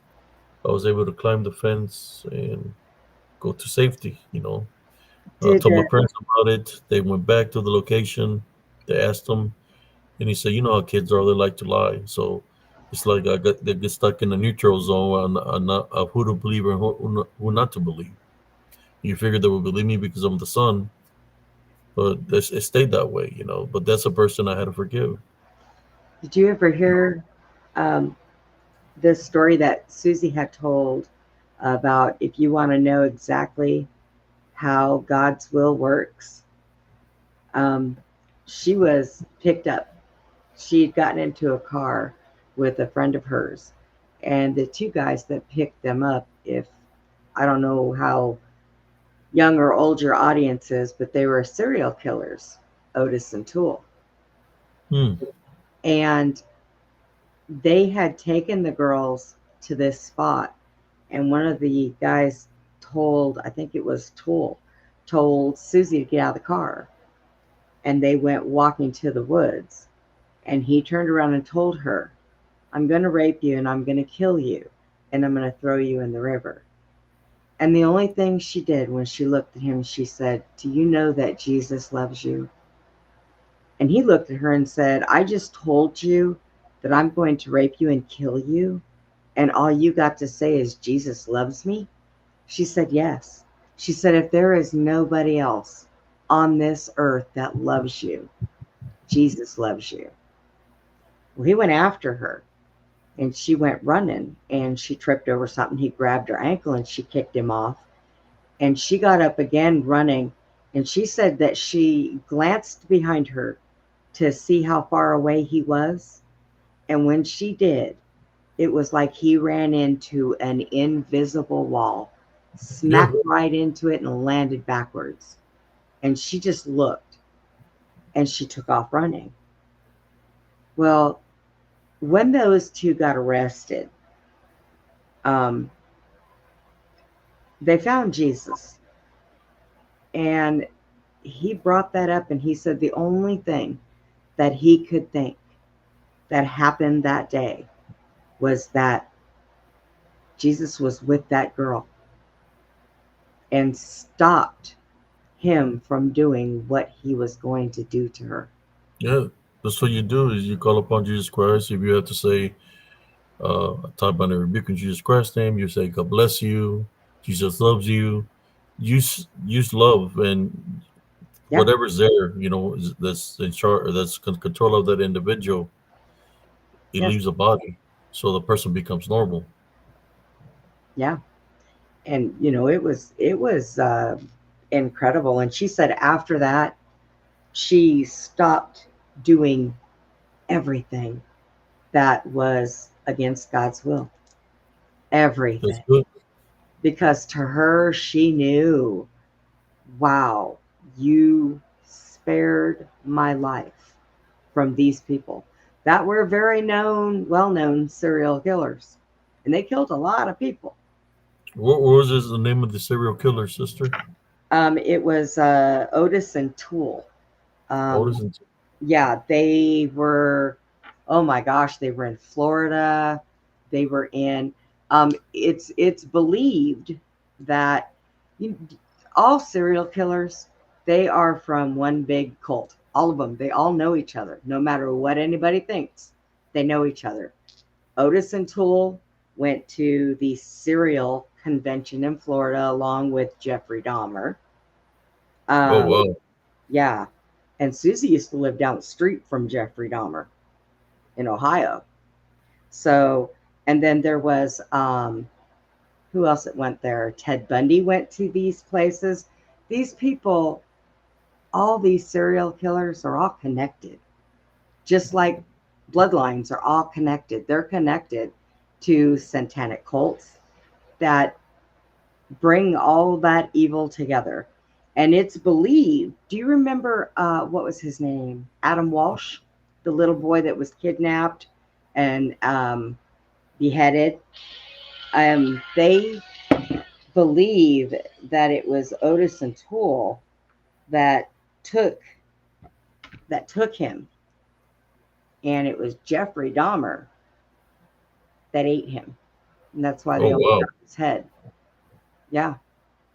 So, but the news, you know, of course, we all know We Lie to You news. They don't tell you all the things that you should know. They tell you what you want to know. So when this stuff comes out, you have to research it. You have to do the research. You have to do all that stuff to find it yourself. And Megan Walsh knows Susie. Megan Walsh was Adam Walsh's sister. And if y'all think that that guy that runs that show, his father, is a good man, think again. So when you become famous and you ask for that fame and that money, and There's a you price to pay. you sign that contract with Satan, there's a price to pay. And one of the biggest prices to pay with Satan is sacrifice of something or somebody that you love more Which than is his son. anything in the world. This was his son. Yeah. Adam's hand, or John Walsh's hands are as dirty as the rest of these people. So yeah, Satan makes you pay a humongous price for the things that people want in life. That's why I look at it. Money means absolutely nothing to me. Really, it doesn't. You know, I'm broke, I stay broke. That's just the way it is. I was supposedly wasn't born that way, but I'm broke and I stay broke. And it's okay. I have a roof over my head. I have food in my belly. My dogs eat. I'm all right. But these people that sign over there, Satan does not, you know, just give you this stuff. Satan is a father of lies. And no matter what, he is the father of lies. That's true. Yes. I got a couple of pictures I wanted to share. We got a pretty good crowd here for tonight. For being a Friday night, late night, we got 39 people viewing right now. I got a couple of pictures more to share. Okay. Yeah, man, there's a lot of wickedness in this world, and you're right, they're running numbers. Yeah. Let me share this real quick because I know it's getting late. Yes, you're correct. That's what made him famous. For a reason. Let me see if I can get on here real quick. This is a picture from Elms Grove where, like I was saying, I'll go in there and sometimes there's distortion and stuff like that, where strange things will happen. So this is a picture of Elms Grove where I'm just distorted, you know, because it's hot and heavy, and I'm feeling all kinds of energy around me. But you know, it's just a distorted picture I wanted to show of some of the things that happened there in Elms Grove, where your equipment might fail. You take a picture, the picture might come out kind of weird. But that's when there's a lot of energies around that it causes a distortion in the picture. Prime example of this one. If you can see this one, yeah, it's like I have no eyes. Can y'all see there the picture? Let's see. Yeah, okay. Wow. So, I just wanted to share this real quick, but I want to, right here in this picture, I'm facing the woods that are behind me. But right here, there's I something see here that. Yep. standing right behind me, y'all. Yep. Looking at me. We see that. He's Wow. like literally standing right behind me. What does that look like to you? The way it looks? Actually, that looks almost like a juvenile if you look real close, because it looks like Yes. it's got long hair. It looks almost like a juvenile Bigfoot. Because look at the face area. It looks kind of Yes. gray, and it's off colored from what the rest of it is. And a lot of them are like that, especially the black colored ones. If you look above the tree branch, Yes. or it could be a shapeshifter and something disguised as For- something wearing like that black cloak that we were talking about. Yes, like a cloak of sort. Yes. But you can see it looking at me. Yes. It is right That is- behind you. That is like maybe, I would say 7 foot, 8 foot away from me, because I'm standing on the path and it's behind me. Very, it's not too far away from me, but it's looking at me. Right. This is in the path of Elms Grove. I think I might have one more. I want to share the little doggy. This little puppy I found in one of the investigations. I had gone and searched the woods in the area that I live, and when I was walking back, I seen the little puppy on top of a trash bag. It was just there looking at me. So, my senses were getting triggered, and something was telling me to leave the puppy alone. But then, the goodness in me said, need to take the puppy out of here, because I don't think it'll make it through the night. So I grabbed the puppy and I got it out of there and kept it in my house overnight. And then the following day, I found a home for him. Somebody just abandoned him in the woods. So I wanted to share the picture of the puppy. I don't know if I got another picture. No, I think there was just those pictures I wanted to share. I know somebody said that they put pictures in your messenger. Did they put what? Pictures on my In messenger? your messenger? Yeah, who was that? Somebody that was somebody put pictures on my messenger? I think so. Somebody said something about they had pictures for you to see. What is their name? You had messenger. Their name? I don't remember who it was. Let me look. I'm on Messenger right now. Spy Eye?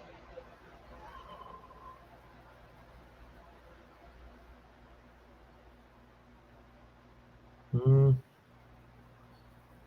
not showing no comments here of them. Let me check let me look through my phone real quick. But yeah, thank you, sister, for being here. I mean, it was a pretty awesome show. Thank you. We have a lot of viewers. We do have a lot in common. With the things how we see things spiritually. Yes. If there was a words of advice you would tell somebody here that is going through something spiritually, what would those words of advice be to them? Oh, well, one of the main things of it is drop your pride and drop on your knees and pray like you have never prayed before, because a lot of these things are very real and they are out to get God's children, period. I know there's sometimes I'm going through it and I feel weak and I have to get back up and gain my strength again. But there is no way around evil without Jesus, without God, without our Father. There's no way around it. It'll get you every time. So you've got to pray. You've got to ask Have that for relationship. You have to forgiveness. have that relationship with Jesus Christ in order for Him to listen to your prayers. Yes. I know there's a lot of people that They don't. They pray only when they're going through something, but Oh if no, they don't have a relationship, then the right. prayer, how is it going to listen to the prayer if you Yes. don't acknowledge them? You know. That's like, I keep hoping that my daughter one day will come around. She's 37 years old and she tells me, Mom, I don't believe in God. I don't believe in the devil. I don't believe in heaven and hell. And I don't believe. And I've tried to talk to her, and I don't know where she got this because she didn't grow up like that. Okay. She left, she went to college and she came back a whole new different person. I don't even know who she is. Some people say, well, somebody stole my baby when it was Oh, born and gave me something else. Well, when my daughter went to college, that's what happened there. And I always, in my prayers, I always ask, please let her see the way. But the only problem with it is I get afraid sometimes that it's going to be a drastic move. That can be the only thing to open up that child's eyes. But if that's the way the father thinks that he can get through to her, then I guess that is what has to happen. So, but I try. All the time I try. She won't there even. was a moment there where my son was going through some things and he was acting funny, and I could tell when something's bothering him. And I said, "Son, so what's going on?" It's like, "What do you mean, Dad?" So, well, you acting strange, like something crazy is happening. I said, "Well, I don't want to tell you because you might think I'm crazy." I said, "That's when you need to tell me when you think you're crazy, because to me, it's because something is infiltrating you, trying to Right, attack you spiritually." right. And he was telling me where he was seeing the shadow figure going into his room, and it was telling them things and to do certain things and stuff like that. And I said, "Well, well, what kind of things, you know?" Well, it's trying to tell me just to live life, blah blah blah. It's a son. And I said, "What else was it telling you?" It's like, well, just sometimes it just talks to me so much that I can't get no rest, that I feel tired all the time. That's a son. That's something that's unclean, trying to deceive you. That is coming telling you things at nighttime. We're gonna have to pray against it. So we grabbed our hands and we prayed against it. We tied, by and rebuked it in Jesus Christ's name.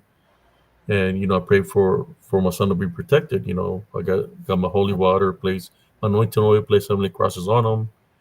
And I told him, don't let anything like that deceive you. You take authority over him in Jesus Christ's name. You tie, bind, and rebuke it if it ever comes to you again. So I come sit down over here, and then in the living room. So when I go to the room, because I seen something pass real fast through the hallway, like a blur. When I go to my son's room, because I have I already prayed in his room, is standing right there by his doorway. Is standing by the door, and I see it, and I say, "Hey, you're not welcome here. Leave my home. Take authority over you." And Jesus Christ, tie, bind, and rebuke, and boom, it was gone.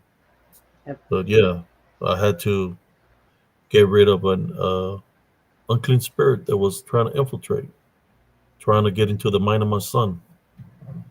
Spiritual How, warfare, brothers and sisters, is very real. yeah, how old was your son at that time? When this happened, he was already 22. Okay.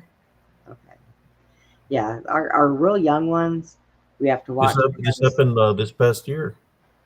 yeah, because our real young ones, because their minds haven't had that whole indoctrination of you don't see anything, that's an imaginary friend, you know, no, there's nothing there.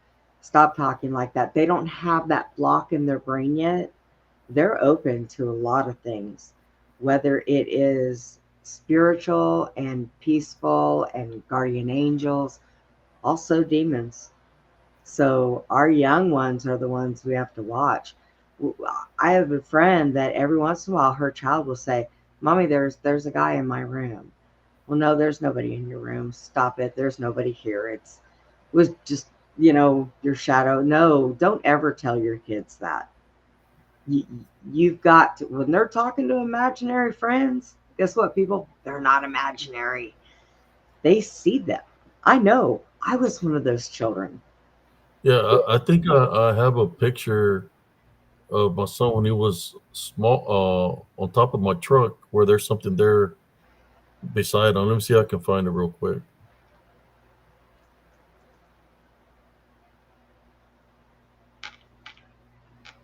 No, it's not on here. Okay, no, I don't got it here. Let me get this out of the way.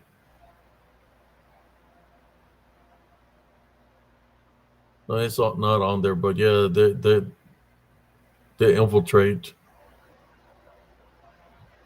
But for us that we can see, Yeah. I don't have to. My son don't have to tell me nothing. I already know because Right. he's part of my bloodline. So the spirit knows the spirit, so I know when he's going through something. Yeah. No, I'm the younger generation. They're living life. They're to the best of their abilities. The only thing we can do is keep them in prayer, keep our loved ones in prayer, for them to be protected, and for them to be able to have the wisdom and knowledge to be able to type and rebuke a situation, get out of a situation. Right. Well, Abe, I think I'm going to run. I thank you so much because this is You're fun. I welcome. always enjoy talking to you. And you'll be on Sunday night at 8 o'clock, Yes, right? yes, I will. All right. Then I will see you then. I'm going to Oh, run and go take care of some things. I'm going to probably pop back into the chat until you get ready to get off there because I love your pictures and videos. I'm just trying to, awaken my brother and sister spiritually, that there is a spiritual warfare, because somebody can tell you something, but a story is just a story. You got to have some kind of proof. And I already knew that once I share my story, that I was going to have proof. So the only way you can get proof Try to is take by that. going to the locations of where things happen to see what you can capture, and it's very hard to capture spiritual proof, but when you have the abilities to sense, you can catch the proof. Oh, Just follow yeah. your senses. Yeah. And a lot of times, if you take somebody with you, that doesn't necessarily mean that it's going to happen because a lot of these Yeah, things are chicken. I'm just going to say it. They're chicken. If there's more than one person, they're like, cool, let's wait yeah. till that guy's alone. you know? But then sometimes they come in numbers when there's more than one Yes. person, and they'll attack. Yep. Man, I got so many stories to tell you of people that I've taken there. Some were Wiccan. It didn't go too well for them. I'm gonna be honest. But Uh, I can share that for another story. We got hey, 42 viewers. hey, Abe, People be tuning in to Morgan, us at nighttime. Morgan is back. Morgan, did you enjoy the fight? Did you get, We're gonna get back into this. did Morgan did you feel gypped from the fight? I want to know what it was like being there. Yeah, man. What fight?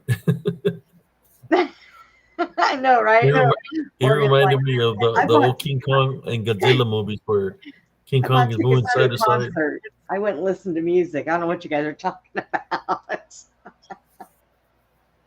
Oh my gosh. Yeah, I didn't watch it because I was doing a show. Yeah, But right after the show, I started looking to see, what they said about it. And where I was looking, I said one said that Tyson won because he knocked the other guy out, and then the other one said that Tyson didn't win, that Tyson got knocked out. And I'm like, wait a minute. So yeah, that's why I popped over here. I wanted to see if Morgan was in the chat. Morgan feels robbed. Uh, He said it was in, lame. Instead of buying the fight, you could have donated to Spiritual Encrypted Encounters. I would have given you a better show than Tyson. And I'm just kidding. He said the girls were great though. Yeah, the girl fight was good. I mean, the girl, her eyelid was literally hanging. It Oh my was god. He Who had a was bad cut in the her eye. girls that were fighting? Who were they? I can't You remember know? their names. All I know, there were some bad females. Like that was the baddest fight of all the fights, were the females going at it. Like they could fight. I think they could have them girls the way they were fighting. They could have probably beat Tyson and the other guy. I know Miranda Maverick. She's a female boxer. She was on another show. We had her on the first time we had started that show. She was our very first guest.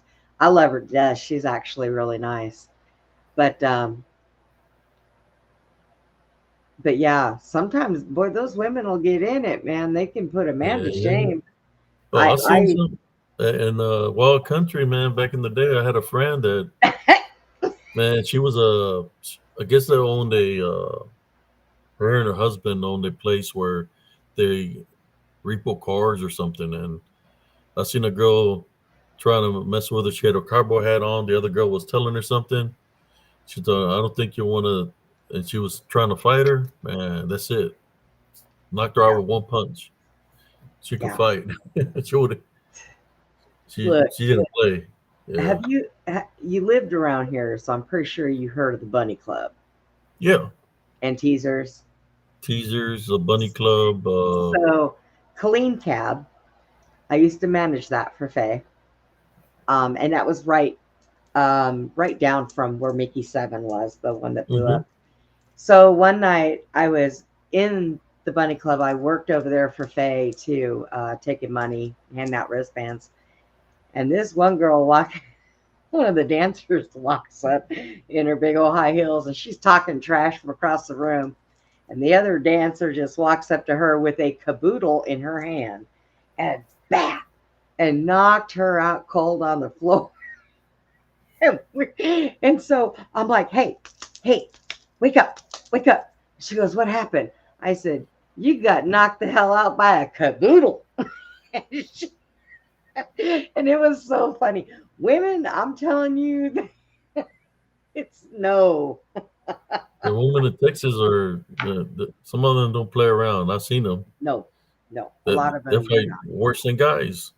I'll tell you the last call that I ran before I lost my leg. There's a gas station. It was a Valero in Waco. And we get a call, big old fight in the parking lot. Everybody's either busy or out to lunch. Don't ask me. So I show up and there's these 7 girls in a big old brawl. And I mean, clothes are flying everywhere, everything. I glance over to the pump and there's 2 guys at the gas pump and they're fighting. And the bigger guy has the other guy down on the ground, beating him. So I said, well, okay, look. So I grabbed my OC. I emptied it into the crowd of the girls and walked away and went over there and jumped on the other guy's back to get him to release the guy underneath him. All said and done, I get some backup there. People are getting in the cars, getting arrested. We cannot find none of the girls' clothing. Oh, wow. None of it. We don't know where it went. So I'm like, come on now. You know, here we got these girls we got to take to the police department. And half of them ain't wearing nothing but a G-string. Dang. So I went inside to talk to the clerk. And I asked him, I said, I need to see your videotape because I need to find out where these girls' clothes are. You know, did a bum come by and steal them?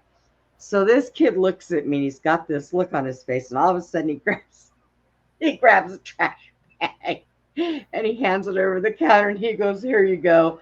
I said, oh, were you being nice and picking up their clothes for them? And he goes, yes, ma'am. I'm like, no, you weren't. I just took their clothes. It was horrible. He stole their clothes. No, I've seen that the little bar, La Ramita, where it was a family party and the 2 sister-in-laws get in a fight. There's nothing but titties flying around everywhere. It's like rip their clothes off and they're just chichas everywhere. Like, what the hell? I mean, the girls are in like their freaking clothes off, like, I don't know, like cat fight. I mean, but they were throwing solo bolos, but their clothes was off, ripped off of them. It's all fun and games, Ed, until you pick up a big thing of hair and you go, who does this belong to? Them girls are ruthless now, I'm telling you. These girls out here in Texas, they don't They don't mess They'll try. around. They'll try to claw another female on the face to cause a permanent damage. You're mean. Yeah. Oh, it is. It's crazy. And I mean, you got to think though, sometimes some of the women out here now, they will punch a grown steer in the face. Okay. They will climb on the back of a longhorn and ride that thing like it was part of its body. So you really shouldn't, if you don't know these girls in their territory, I wouldn't say anything to them. Yeah. I wouldn't say nothing. I mean, I am 5 foot. And at the time when I was hanging around these clubs, I might have been anywhere between 110, 120 pounds. And I had a guy walk up to me one night and he started and reached and grabbed me. And boy, let me tell you, after I grabbed him by his Adam's apple, it was done because I popped him in the face and he fell on the floor. And I told him, "You're lucky you're still breathing." And I walked away. No, any woman that wants to wrestle with a bull out here, don't play with them. Because they'll treat you just as bad. It is funny. I've seen I've seen a lot of fights being in clean at the bars. Yep. Yeah. It's amazing. They get out of hand. That's all I can say. They're out of control. A lot of the bars have closed down though. Now, the Bunny Club shut down. Faye passed away, the old guy that used to own it. His brother owned Teasers next door and he let it go. They closed down Starlight, or whatever it was called before Starlight. Yeah. That's been shut down. By That where Oz is, where Oz used to be behind there. What are you talking about? Or are you talking about Archer Heights? No, on Fort Hood Street, that Yeah. big club that used to sit up there across from the Chevron from Mickey's 25. Yeah. Yeah. They shut that down actually during COVID. You Because talking about it used to be called it was a country place. yeah, Starlight. Wow. That's Yeah. crazy. They opened it during COVID when they were told not to. And what they did was they opened the back doors and they had like little parties going on out there on the patios. Well, the feds found out and went in there and kicked in the door and completely shut it down. And they tried to open it again here shortly, not that long ago. But then Faye passed away and Basil went on to doing other stuff. And they still have Wild Country. So I knew it as Sam's Station. Sam's. That's what it used to be. Yes. That's what it used to be. And then it burned and then they brought it back as something else. It relived. Yeah, I had a friend that was crazy. Female friends, like she said that no, she was a big girl. She said, I bet you $20 that I can go to the bar. It was Sam's, and I could pick up any guy and just pick up a random guy. That's what she told me. I was like, yeah, okay. I'll put you $20. And he wasn't even there. She said something to the guy in the ear, and the guy took off with her. So I lost $20. Yeah, it's those little, what I used to refer to as those little or big meat markets. Yeah. That's what I call them. Yeah, pretty easy. And she looked at me, and she looked at me, and she was laughing too. Like, Yeah. Oh man. Yes. I had gone into Starlight one night and I don't really drink. So I was with a group of friends and we were all sitting at the end of one of the bars by one of the doors that led out to the parking lot. And I said, to a couple of people there, hey, I got to go run use the bathroom, watch my drink. Because I didn't have a beer in my hand. I just had a cup, I didn't want to take that into the bathroom. So they're like, yeah, we'll watch it go. So I came back and I don't even think I drank half of it. Now, I do not remember the rest of the night, but I was told. that I walked out that back door and sat in the rain and puked. Oh And man. they came and they got me and they brought me inside. Thank God I knew every single one of the bouncers and the waitresses. And they sat me inside, kind of covered me so nobody seen me. And there was a guy that kept coming up saying, she doesn't look good. Let me take her home. And they were all, no, we don't know you. It's okay. I know her. No, if you know her, then we would know you. And we don't know you. And he kept trying Wow. hard. And they were like, no. So finally, when they closed the club, one of the bouncers that was my roommate, him and his girlfriend took me home. So the next morning when I woke up, I still felt really just done. I walked into the door frame, everything. So they took me up to the hospital. They ran a drug test. Somebody slipped something in my drink. It's Because probably the guy that that's what they was were trying to thinking. take him. Because they said that they seen him up there by the register ordering a drink, and he was standing there, and they didn't pay no attention to him. So, but after that, I don't care what I had in my hand. It was going in the bathroom with me. I didn't care if it was a little cup, a tequila cup full of lines. It was going to the bathroom with me. Yeah, that's one thing you have to do if you're clubbing. Make sure you finish your drink before you get up. Yep. Don't leave it unsecured. Finish it before you get up to go dancing, show pool or whatever. Yep. Buy your French drink, and don't take drinks from strangers because you might never know what they have in it. And I don't even drink anymore. I haven't for years because now the doctor's got me on medication that if I even tried, it'd probably kill me. So I don't do it anymore. But I'll tell you, I go places and I watch these people and they're drunk and they're funny. And I think to myself, God, was there somebody that never drank sitting here making fun of me like I'm making fun of these people? How ashamed. So yeah, it was pretty crazy. But yeah, a lot of them have shut down. Stetson's no more because Faye also owns Stetson. I used to bartend there. So yeah, he also owns Stetson's, and then that big one across the way that was, oh God, a rock club, a Tejano Club. That they also made it a gay bar after that. And yeah, so I actually worked over there then. I would bounce back and forth between Stetson's and over there to go bartend. And boy, those people were a hoot. Crazy. And you think women fights are good. Try those on for size. You got a big 6'2" guy beating on another guy going, bitch, please. What the hell? What is going on here? Everybody go to your corners.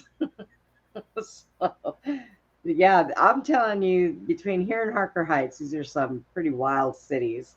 They've mellowed out now. A lot of places have closed down, and it's not. We've had a lot of people move here from California. I'm sorry if anybody's in California, and I can say this because I was raised from there until I was 20, and I left. But I really wish they would all pack their stuff and go home. Gavin Newsom needs them. Get out. We're full. Don't come no more. No, it's they're crazy. But I think that we're on the right path though now, Gabe. I think things are going to start. It's going to take a little while. And we're going to hit some rough patches because there's still a lot of stupidity in our higher ups going on. But and they're going to be there till they fall out of their chairs or their terms are up. But yeah, it's hopefully they'll stumble on their own and they'll be brought to justice. Yes. That's what I pray for they're doing, we know they're doing things that are against God. So for them to be brought to justice, you don't Yeah. mess with God's children. That's Bottom line. we were talking about that tonight. Everybody just has to keep praying for reveal for things to be revealed. That's number Yeah. one. A lot of things need to come to light. People, there is a real big awakening. But I think what really needs to happen is we need to have a government reset. That's what we need to have. We need to have all new in there, and we do. It needs to happen because things have to be tore down before they can be rebuilt. And our government is one of the first places.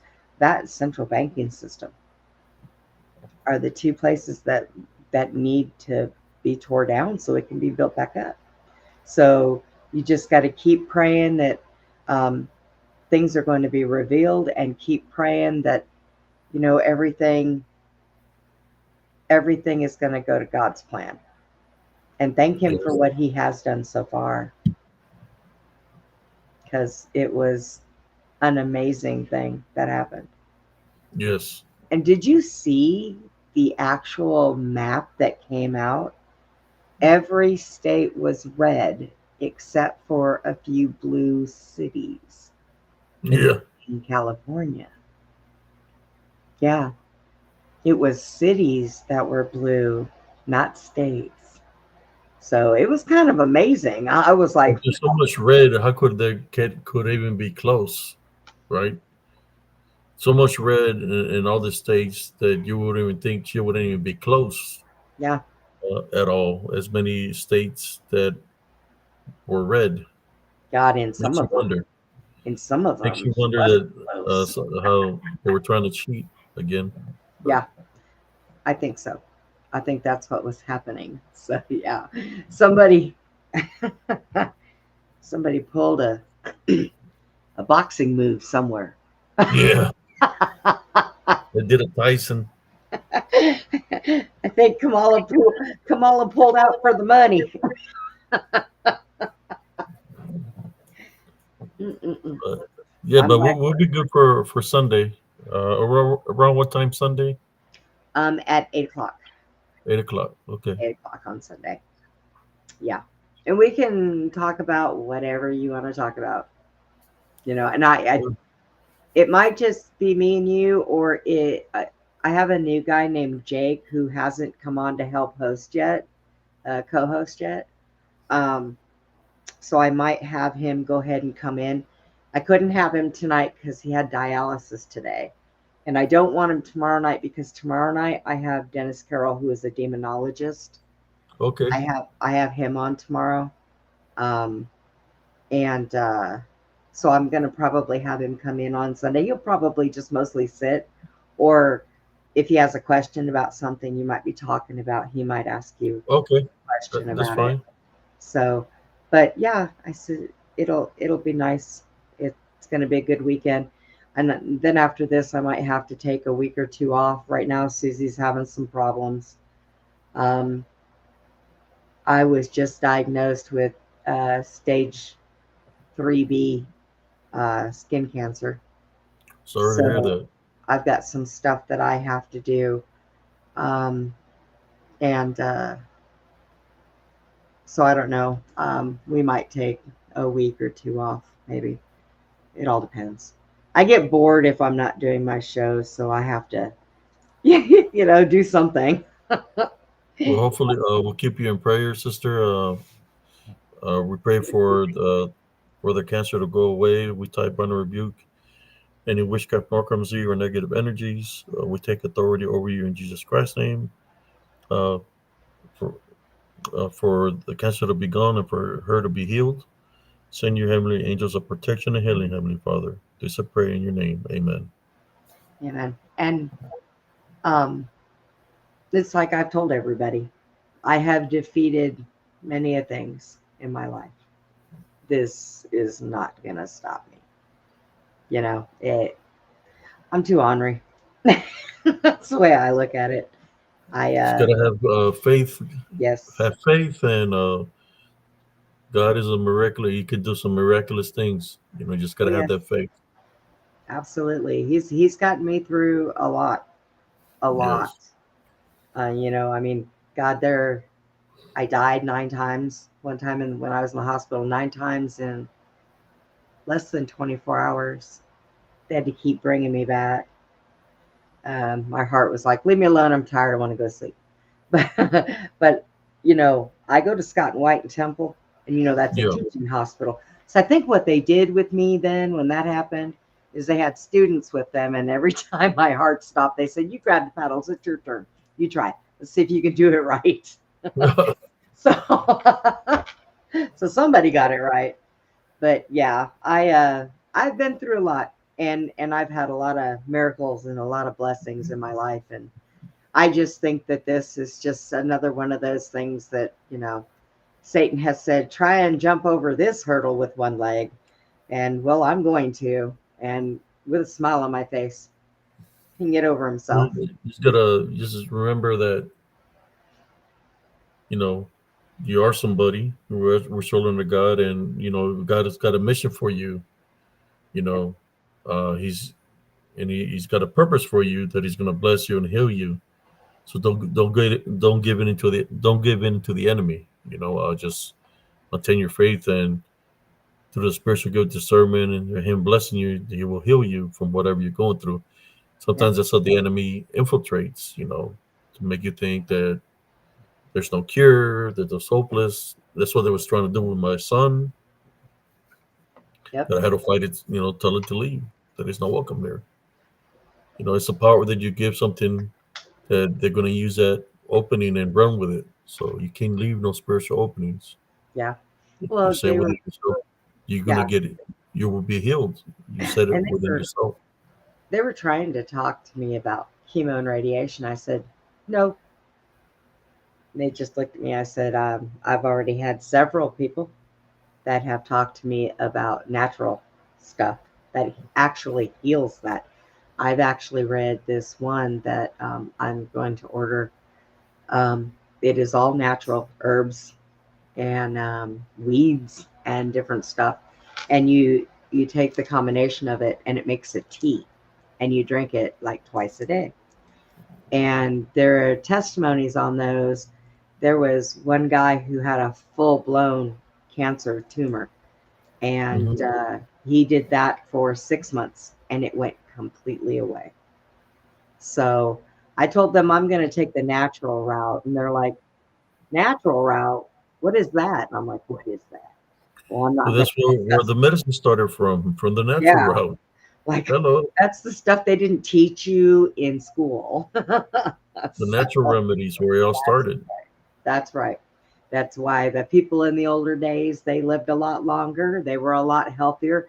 There was people 90 years old, and they were going out plowing fields and, you know, doing all this stuff. Why? Yeah. Natural medicine. Yep. And my And grandfather was like that. He didn't believe in going to the doctor. He yeah, was all natural. He yeah, had a herb for every sickness, every ailment. yeah. And there is, and you wouldn't believe a lot of them. I started looking into some of them, and I'm like, you're kidding. You know how many times I was a kid and I used to pick those little yellow flowers out of the ground and twirl them around and step on them? All I had to do was pick it up, stick it in my mouth, and eat it. Yeah, there's fruits also. There's a fruit that I found is for diabetes. It's called a guayaba. It's Yes. like little green and yellow. Yep. If you eat one of those, it helps you with your diabetes. Yeah, there's another one. My ex-mother-in-law told me about it, and it's from Mexico, and it's kind of a weird taste or weird looking uh, fruit. I don't remember what it's called. It's got little spiny things on it, but um, she said that she had a homeopathic doctor tell her that that actually helps cancer. And then a few people have suggested to me also, on top of the tea, getting this CBD oil stuff, and it's like in a lotion. And because it's on my skin, I have 1, 2, 3 spots on one leg, 1 spot on my nub, and a couple on my arms. And they cut off one of them. That's how they found it. So I've got smaller ones on my arms. So they said take that oil or that lotion, and every other day rub it into my skin or after I've had a shower, and that'll help it too. So I'm just like, hey, I'm gonna try anything that I can, because if it's natural, I'm gonna try it, because I really don't. I take enough medication that I can't live without right now, and until something better comes along, I don't have a choice. I don't want to add anything else. The pain that I have and the phantom pain that he was talking about, boy, I'll tell you what, try this. Have you ever had a what do they call that? A horse cramp, like a cramp in your Charlie horse. Okay. Yeah, Charlie horse. And I used to get them all the time in, the lower part of my leg. One night I'm asleep, and all of a sudden something grabs me. I had a Charlie horse in the calf of the leg that I'm missing. Oh, wow. And I couldn't rub it. I couldn't do anything for it. And so I grabbed my nub, and I'm like pushing on all those nerves and muscles that they got up in there, and I'm pushing away, and nothing is helping. And so finally I laid back, and I just started breathing, started thinking of other places that I wanted to be, and it finally let up and went away.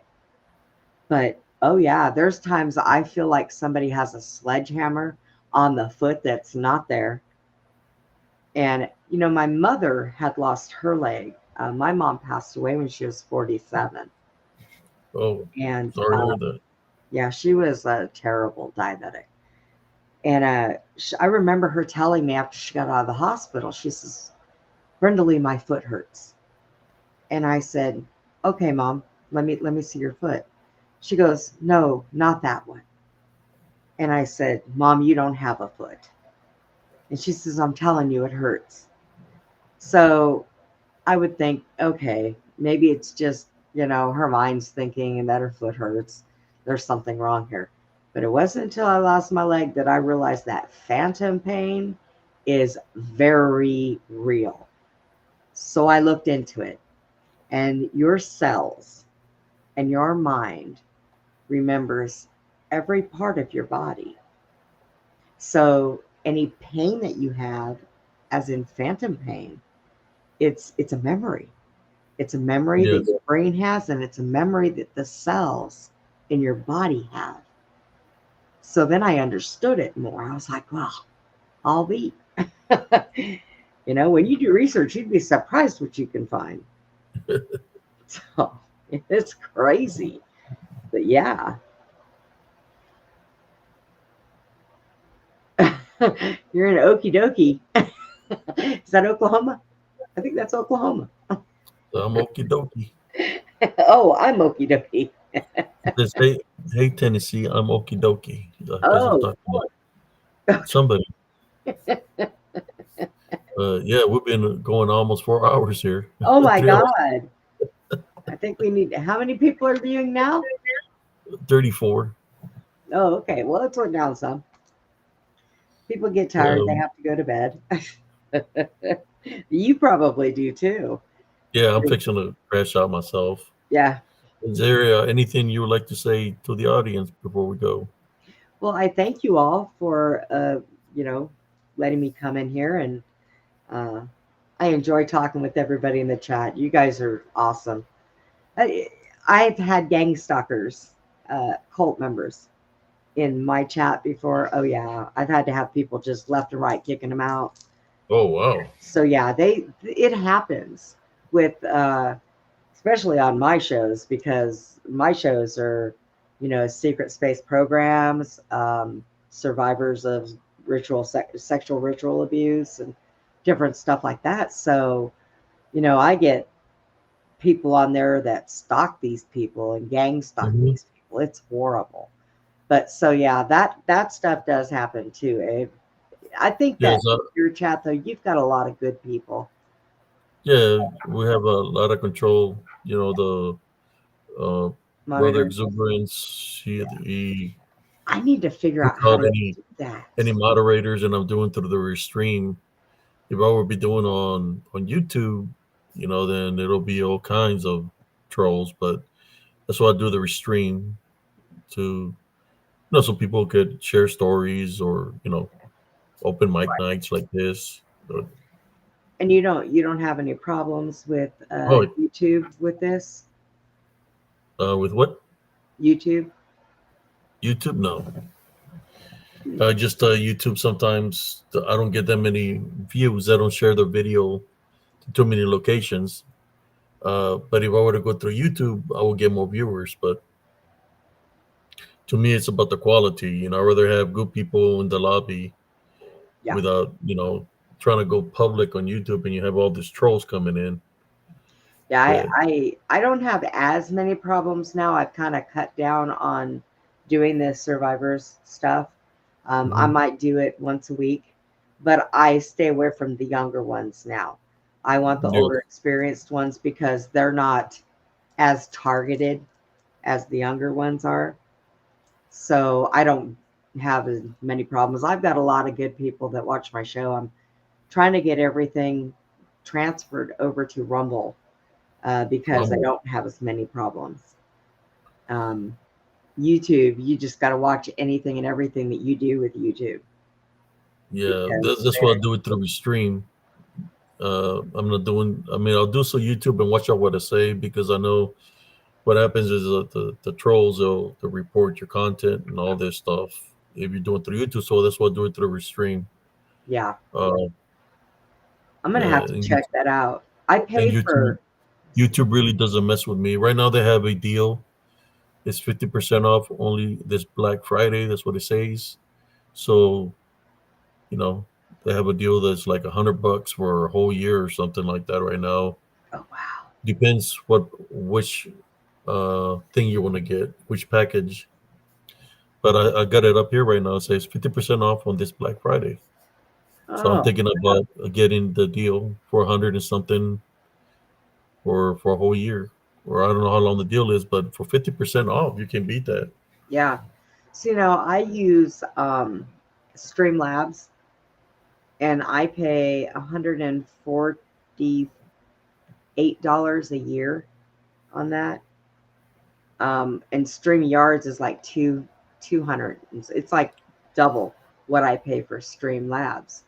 And the Yeah, this good thing is about them is Streamlabs itself records all of my shows. So when YouTube finds a show of mine that they don't like and they take it down, I go back through my computer, I find that show and repost it. I uh, download it back onto YouTube, and they never yeah, figure it out. yeah. I really haven't. They haven't taken nothing off mine. I just try to watch out what I say and stuff like that. Yeah, and And if it's a video that I know I won't get in trouble with, I'll take it off myself because yeah, and pretty much you can talk about anything. You can talk about government. You can talk about the person themselves. Period. But the only thing that they get really, really anal about is, the little, shots. I call it squishies. But yeah, that's the only thing that they have a problem. That's what got me put in YouTube jail for a week. I was, Oh wow! oh yeah, it was at first time it ever happened. And the guy I had on, we were talking about all kinds of stuff, and all of a sudden, boom, it just fell out of his mouth, and I was like, because I knew. And the minute that show was over, YouTube took it down, Wow! totally deleted it. I mean, I still have it backed up in my computer, and it was a good interview. But Because I I've went talked ahead. about that, but I talk about how people got deceived. There was a lot more involved than it wasn't even about that. It was about deceiving people. You know, they deceived a lot of people, and a lot of people lost their lives while they were in the hospitals. It took out a lot of people. You're right, Walks with Bear. I have a good mod team, but I am computer stupid. I am just glad I can start my shows and get thumbnails together and do this and that. I have not figured out on how to make a couple of my people mods, but they do watch, and when they see something pop up that doesn't belong there, they'll go in and delete and block those people themselves. They can do it on YouTube. So Yeah. yeah, I haven't figured out how to make them that way yet, though. Because there's several ways. I can either go through Streamlabs or I can go through YouTube itself. And I tried both ways and it doesn't work. And I don't know Here what's to wrong. Restream, you can do it right off of here. Oh, You're really? the moderator. If somebody jumps in here and that'll show that they're connected to Restream and to YouTube, you can boot them off from just clicking their name, and you boot them off from both locations. Oh, wow. You just Yeah. click on their name. You click on their name. Let me see. It's got the little dots beside it. It'll say block user on YouTube, put user in a timeout on YouTube, or add to block list and Restream chat. There's three little dots. Maybe if you click on their name when you're doing live, there's going to be three little dots. That's the dots that you're going to click on, and that's what bans them from. That you have the Yeah. power to ban them from your Hmm. through your channel, whether you're the live you're doing or from YouTube. That's why I haven't seen too many trolls as that lately, because I've done banned the hell out of them. I give the moderators permission to just, if they come in here disrupting, to boot them out. We don't need them here. That's right. That's the best way to do it. So, but yeah, thank you though. It's been fun, Abe. I had a good time. And I definitely will see you on Sunday night. Okay. All right. Thank you We're so looking much. forward to it. Okay. Me too. Have a good night. You too. Hello. Good morning, everybody. How's everybody doing? I hope everybody's doing great. But in saying that, brothers and sisters, I hope y'all like the show. We got 37 viewers. Is there any questions that anybody would like to ask me of all the topics that we've been talking tonight that I might be able to give you an answer? Any questions? I do have a lot of pictures that I hadn't even showed, brothers and sisters. You know, when I catch all this footage of, spiritual realm, what I call the disembodied demonic Nephilim. I have a lot of pictures, and been going for 4 hours. I hope you'll like the show and the people that came on the show tonight.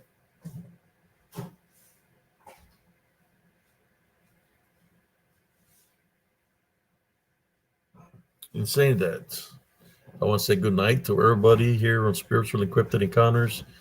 Thank you for all the support, for tuning in. I'm surprised that y'all hanging here with me tonight. I know sometimes during the week, we get a crowd, but not that much. But on Fridays, there's always a good crowd that turns out.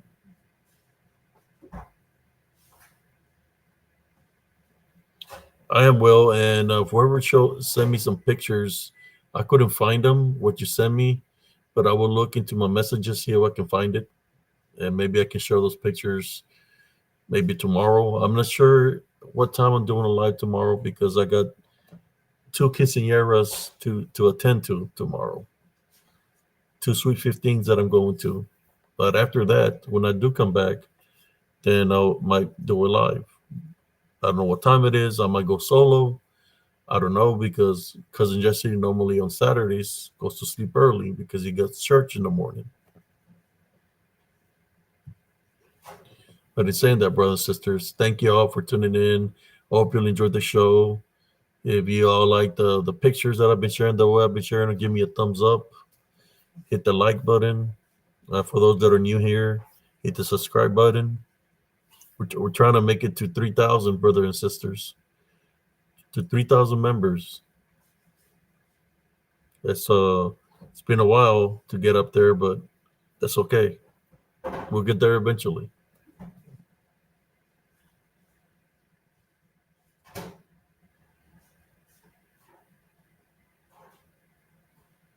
Thank you, Sister Annette. In saying that, good night, everybody. Love, light, and blessings from Spiritual Encrypted Encounters. Peace out, brothers and sisters. Everybody have a good morning.